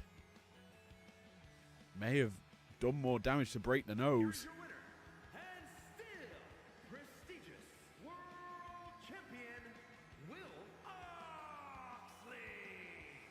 Oxley. Ospreay entered the night, entered this match cocky as all can be, but he put up and shut up the competition and retained. With it, we head to the Stinger. Thank you for joining me for Resolve. It has been one hell of a night, a long one at that. Started at 4:30, we're now at 8 o'clock. Beautiful night of action. And we've still got some unanswered questions will be answered. Like our opener ending in a draw. Oh my. We'll see how that goes. Thank you for joining me here for Resolve. I have been Izzle33, your host with the most. If you enjoyed tonight, subscribe, leave a like down below. You name it, you do it. And I will see you Tuesday night in prime time.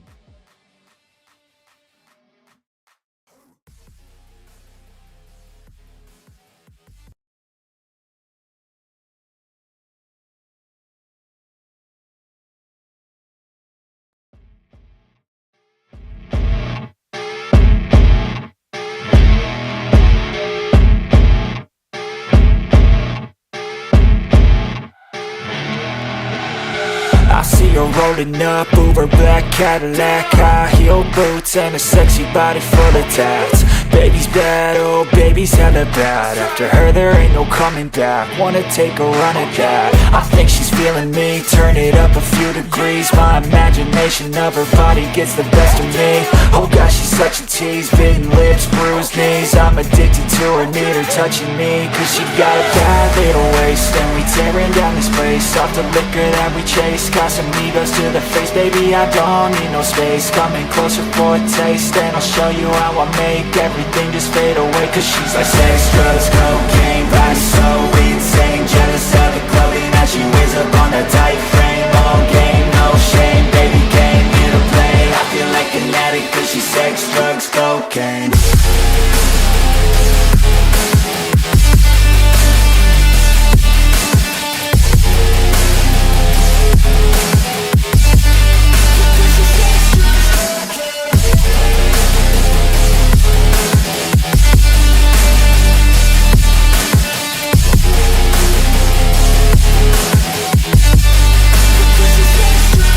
Got a fine little body and her mind's kinda naughty. They say that once you taste it, you cannot replace it. She could get you high, all the dopamine inside triggers fast once she's naked. Her body's a creation. They say the devil made her for his entertainment, but even he couldn't learn how to contain it. Her high heels make a damn good statement. There is no replacement, a body by Satan. She got a bad little waist, and we tearing down this place. Off the liquor that we chase, Casamigos to the face, baby I don't need no space. Coming closer for a taste, and I'll show you how I make everything just fade away. Cause she's like sex, drugs, cocaine, body so insane. Jealous of the clothing that she wears up on a tight frame. All game, no shame, baby came here to play. I feel like an addict cause she's sex, drugs, cocaine.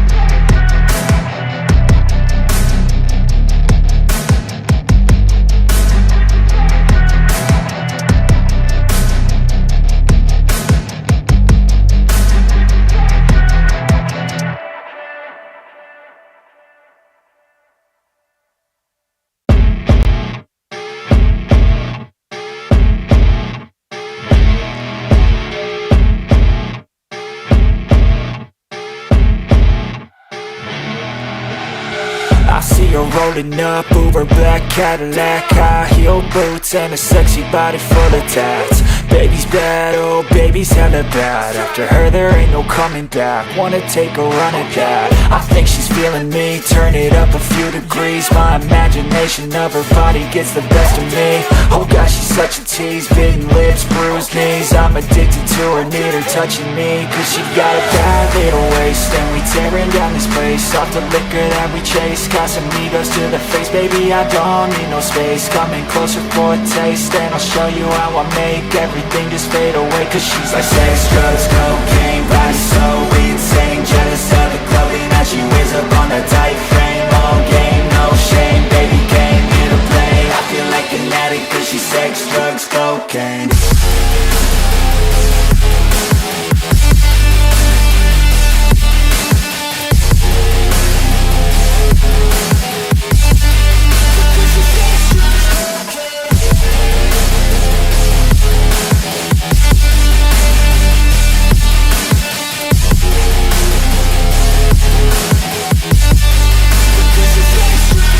Got a fine little body and her mind's kinda naughty. They say that once you taste it, you cannot replace it. She could get you high, all the dopamine inside triggers fast once she's naked. Her body's a creation. They say the devil made her for his entertainment, but even he couldn't learn how to contain it. Her high heels make a damn good statement. There is no replacement, a body by Satan. She got a bad little waist, and we tearing down this place. Off the liquor that we chase, Casamigos to the face. Baby, I don't need no space. Coming closer for a taste, and I'll show you how I make everything just fade away. Cause she's like sex, drugs, cocaine, body so insane. Jealous of the clothing that she wears up on a tight frame. All game, no shame, baby came here to play. I feel like an addict cause she's sex, drugs, cocaine.